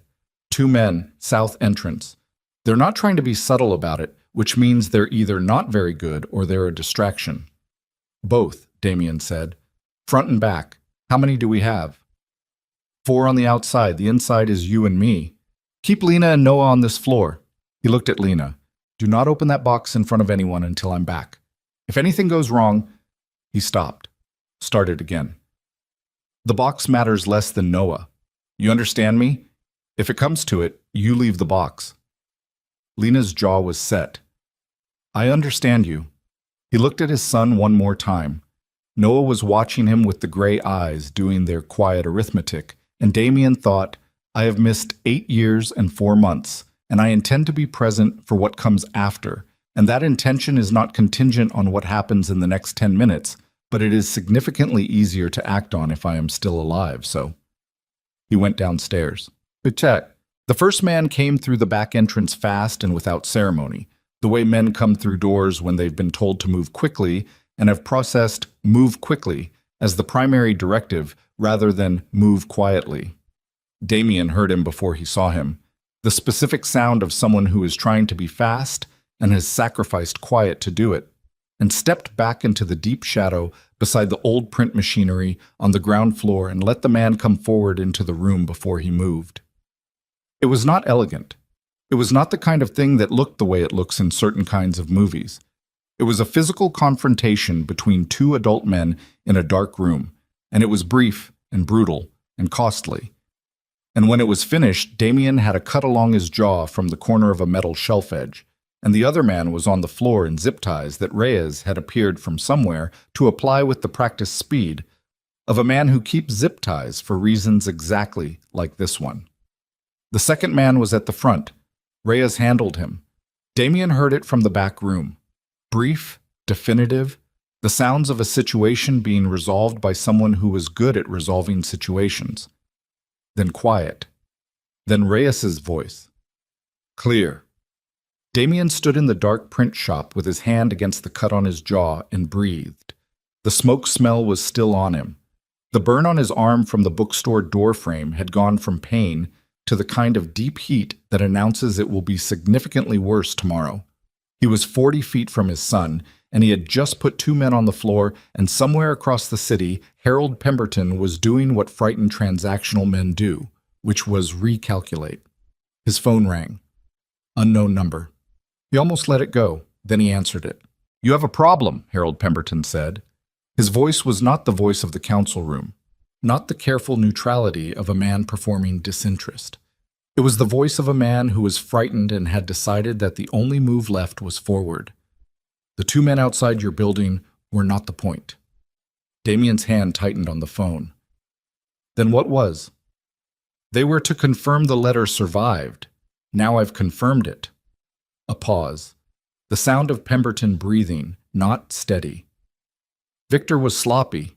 He spent 30 years managing things, and he forgot that the things he was managing had weight.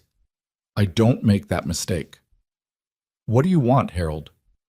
The letter destroyed, officially, in front of a council witness.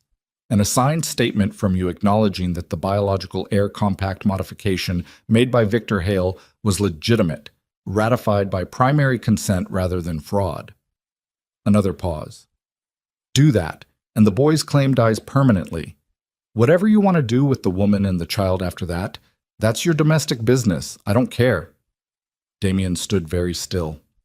And if I don't, he said, I have 14 years of cross-family financial documentation that Victor never got around to actually protecting properly.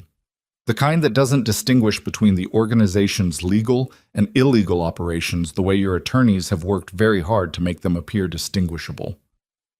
Pemberton's voice steadied slightly, the stability of a man who has arrived at what he believes is solid ground.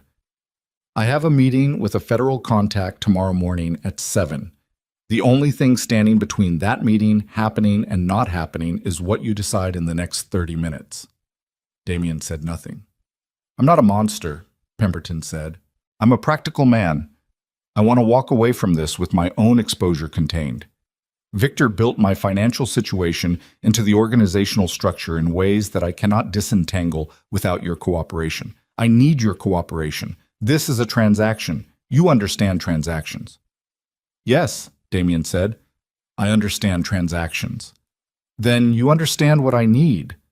I understand what you think you need, Damien said, and I need you to understand something in return. He looked at the man on the floor in the zip ties, who was conscious and looking at the ceiling with the expression of someone who has revised his professional life choices. Carol Pruitt has been building a file on Victor Hale for 14 months. That file is currently in federal hands. It covers the full scope of Victor's unauthorized document access, including the compact modification. It covers the communication channels used to contract the arson tonight. And it covers, Harold, every financial instrument you've allowed Victor to structure on your behalf, including the 3 offshore arrangements that would constitute independent federal liability, completely separate from anything organizational. Silence. You already have federal exposure, Damien said. Victor built your house on a foundation that he could pull out from under you the moment he needed to, because that's how Victor built everything, with himself as the load-bearing wall. The moment he went out that door tonight, your foundation went with him. The 14 years of documentation you're holding doesn't protect you. It's the last piece of leverage you have, and if you use it, you add conspiracy to whatever Pruitt's file already has you for. Pemberton said nothing. Damien could hear him breathing. What I'm offering you, Damien said, is this. You call your federal contact and you cancel the 7 o'clock meeting. Tonight. I watch you make the call. You resign from the council by written statement, effective immediately, personal reasons, no elaboration, and you give me everything Victor gave you. Every document, every instrument, every piece of the financial architecture he built for you, so that my attorneys can determine what can be legitimately restructured and what needs to be disclosed. He paused. That's the transaction. You walk away with reduced exposure and no organizational retaliation.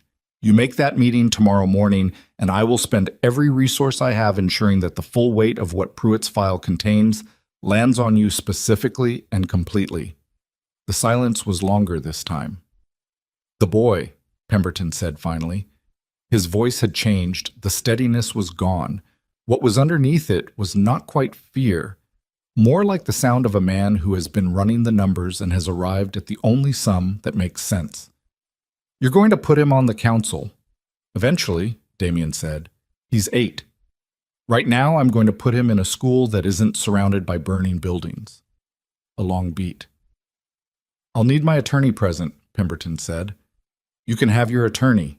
You have 2 hours. Damien ended the call. He stood in the dark print shop and pressed his hand harder against the cut on his jaw and thought about the specific exhaustion of a night that had contained a fire, a federal intervention, 2 men in zip ties, and a phone negotiation, and that was not yet technically over. Then he went upstairs to his son. Harold Pemberton came at midnight with his attorney and the expression of a man attending his own very quiet funeral. He made the call first, in front of Damien and Reyes and the attorney, canceling the federal meeting with the flat brevity of a man who has run out of alternate options. He signed the resignation letter that Adeline Marsh, who had arrived at 11:45 with the particular energy of a woman who had been waiting for a call and had her coat already on, had drafted in the car on the way over. He handed over a portable drive containing the financial documentation, which his attorney certified as complete. When it was done, he stood in the empty print shop room for a moment before leaving. He looked at Damien. Victor really believed he was protecting the organization, Pemberton said. It was not a defense. It was the observation of a man who had worked alongside Victor Hale for 19 years and was trying to make sense of the wreckage. He really thought the boy was a liability. I know, Damien said. For what it's worth. Pemberton stopped, started again.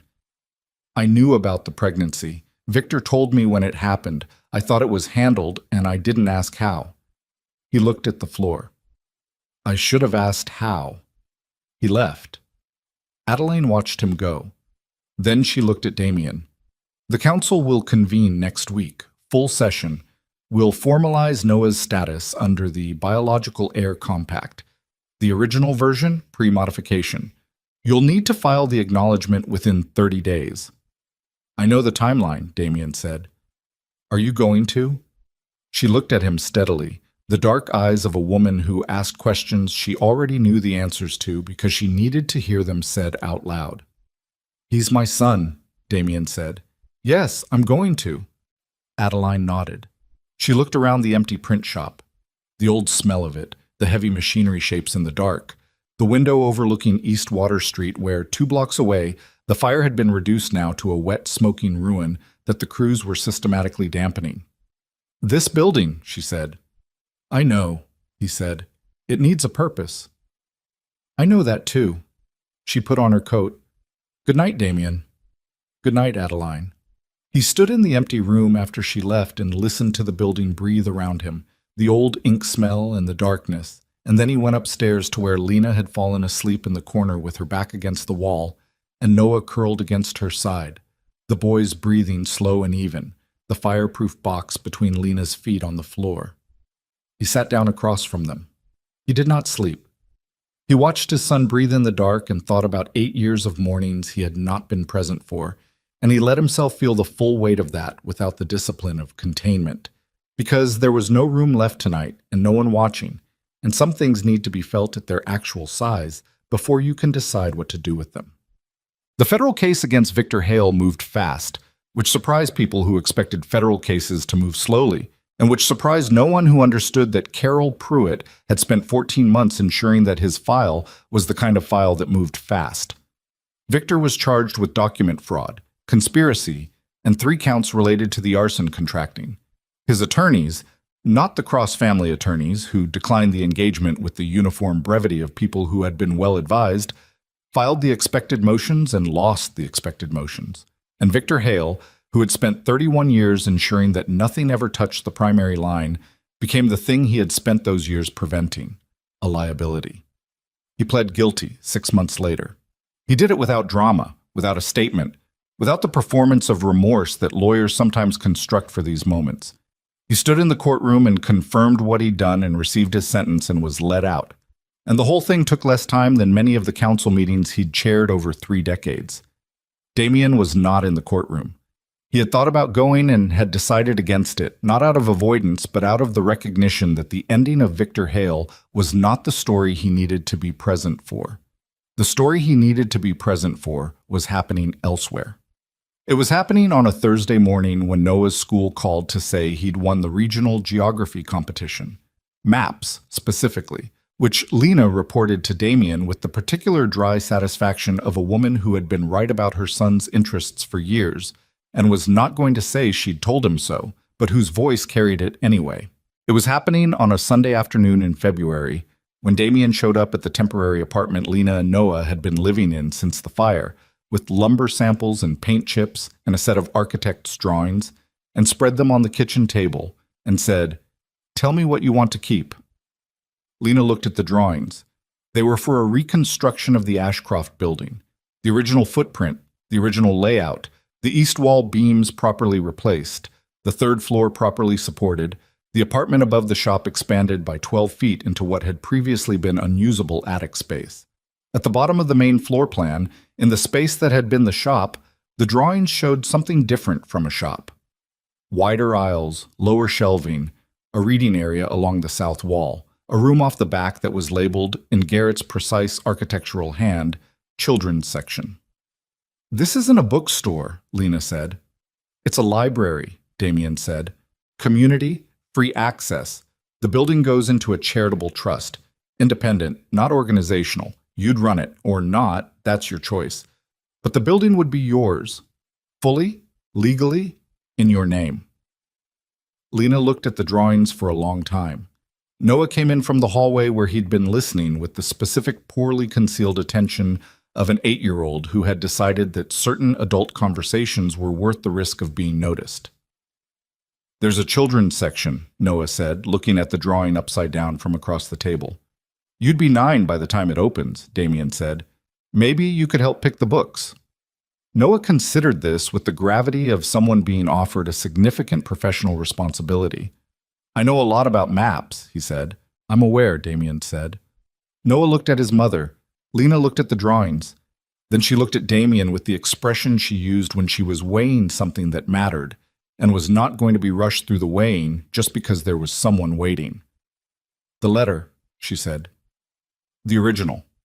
Carol Pruitt said Victor told him Gerald kept it. Do you know where it is?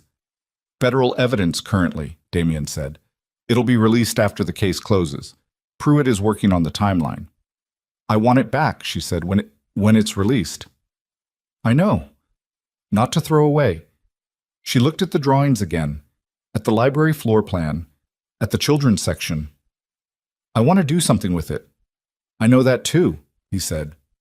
She looked at him. The look was not warm in the easy way of people who have forgiven each other quickly and cheaply, because Lena Ashcroft had never done anything quickly or cheaply and was not going to start.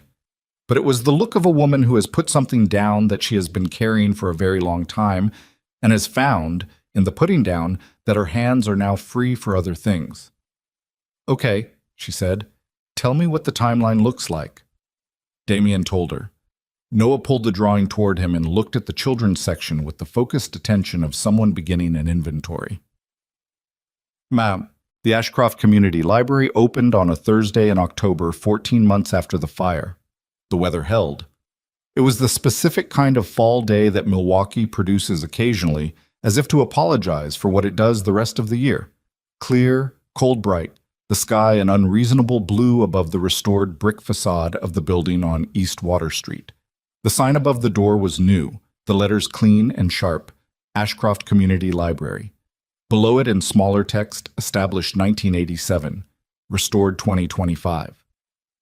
The opening was not a large event. Lena had wanted it small. A few neighbors, some of the families from the surrounding blocks, the woman from the school 2 streets over who had agreed to run a Tuesday reading program. Garrett was there, standing near the east wall and looking at his own work with the specific expression of an architect who has found something he'd never quite matched before. Adeline Marsh came for 20 minutes, stood in the children's section looking at the shelving with her hands folded behind her back, and left without making a speech, which Damien thought was the most generous thing she could have done. Carol Pruitt came, which surprised Damien, and which, he thought, probably shouldn't have. Pruitt stood near the door for a while, looking at the building with the expression of someone who has done a difficult thing over a long period of time, and is only now allowing himself to occupy the space where the difficult thing led. Damien shook his hand. Neither of them said much. Sometimes that was the right amount. Noah was everywhere. He had appointed himself the unofficial guide to the children's section and was conducting small tours for the other kids present with a thoroughness that was, depending on your perspective, either impressive or slightly alarming. The map section occupied an entire wall, which had been his specific contribution to the collection development, and he had opinions about the organizational system that he had shared with Lena in enough detail that she had eventually given him the organizational system as a gift of her own sanity. Damien stood near the back of the main room and watched. The shelves were full. Not the same books. Most of those were ash and water damage, the ones that hadn't been saved in the first hours before the fire departments arrived. But books, actual books, sourced from donations and purchases, and a quiet campaign that Lena had run through the neighborhood over the months of reconstruction. The smell was already there, the particular breath of a space that holds paper and wood, and the aggregate weight of many stories. Some things, apparently, reassembled themselves. Lena found him near the back at some point in the late afternoon, when the crowd had thinned and the light through the west windows was going amber. She was carrying 2 cups of coffee, from the place 2 blocks down, the one that had apparently survived everything, and she handed him one without preamble. 2 sugars, she said, and cream. He looked at the cup, then at her. I've been making it wrong for a year, she said. I figured I should at least learn. He drank the coffee. It was in fact correct. He did not say this because she already knew. Near the entrance, mounted in a frame on the wall between the main doors and the first shelving unit, was the letter. Not a copy. The original, returned from federal custody 3 months after Victor's plea, slightly foxed with age, the envelope mounted separately below the folded pages. Her young handwriting, his name, an address in Waukesha that no longer meant anything. The pages themselves were not readable from a normal viewing distance, which had been intentional. The choice of someone who understood that some things are for their existence rather than their content. A small card below the frame read, "Some words take a long time to arrive. They matter anyway." Damien looked at it. Lena stood beside him looking at it. Noah asked me last night, she said, why we didn't just throw it away. What did you tell him? I told him that some mistakes are worth keeping visible. She drank her coffee. He thought about it for a while and then said that was probably true, but also kind of weird. He's not wrong. No, she said. He's usually not. They stood side by side in the amber light of the rebuilt room, the smell of old paper around them, the murmur of a few remaining visitors in the children's section where Noah was still conducting his tour with undiminished authority. Outside, the October street did its October things, a couple walking past with a dog, the coffee place 2 blocks down putting out its late afternoon sign, the city's ordinary Thursday continuing in the ordinary way that cities do, regardless of what has happened inside the specific buildings that line their streets. Damien had a meeting with his attorney next week about the organizational transition. He had a second meeting with the cross-family council about the formal restructuring that would, over the next 18 months, disentangle the worst of what 31 years of Victor Hale's architecture had built. He had a third meeting, the one he was most deliberate about, with a man who ran a legitimate regional logistics company and who had expressed serious interest in acquiring several of the cross-organization's distribution operations at fair market value. It would take years. It would cost more than money, which was the cost he'd accepted. He had a Tuesday scheduled with Noah, just Tuesday, no particular agenda, the architect of that particular plan being an 8-year-old who had requested it with the same calm, declarative certainty with which he'd requested peanut butter sandwiches be cut in half rather than diagonally. They were going to a natural history museum. There was an exhibition on cartography. Noah had sent Damien a photograph of the exhibition poster from the museum website, and the message beneath it had said, "This has very good maps," which Damien had understood as an invitation and had responded to accordingly. He thought about the third stair from the top. It had been rebuilt along with everything else, and Garrett had fixed the groan because that was the kind of thing Garrett did. He noticed what was broken and he repaired it. But Damien thought about it sometimes. The way a stair sounds when it's been walked on for years by people who live above a shop. The particular noise of something that has been used so long it carries the weight of use in its structure. Some things you don't fix because they're broken. Some things you fix because you finally have the means to, and you do it because the people you love deserve a staircase that doesn't announce every step they take. The last visitors filtered out as the light dropped. Lena began the quiet closing up that a librarian does, the particular rhythms of a person who knows which light to turn off last, which door to check twice, which chair to move back from which table. Damien watched her and thought about an 18-year-old woman in the same building 9 years ago, writing a letter at a counter that no longer existed, in the amber light of a lamp that had burned with the building, reaching for words she couldn't quite find and finding them anyway. Noah came out of the children's section with his jacket half on and his bag over one shoulder and said, "I reorganized the map section. The previous system had some issues." "I heard," Lena said in the tone of a woman who had heard at significant length. "It's better now," Noah said. He looked at Damien. "Are you coming for dinner?" The question was casual. The casualness of it was either entirely natural or the product of an 8-year-old who had decided that casualness was the correct register and had practiced it enough that the practice had become genuine. Damien suspected the latter because Noah was his son, and that was exactly how he himself had learned to sound natural at things that were not yet fully natural. "Yeah," Damien said. "I'm coming." Noah nodded. He finished pulling his jacket on. He walked to the framed letter by the door and looked at it for a moment with the gray eyes that had been doing arithmetic since before anyone taught him numbers. Then he pushed the door open and walked out into the October evening where the street was blue with the last of the daylight and the city was doing its city things all around the specific corner of it where a library had replaced a bookstore, which had replaced a fire, which had replaced 9 years of silence. Lena turned off the last light. She picked up her keys from the restored oak counter.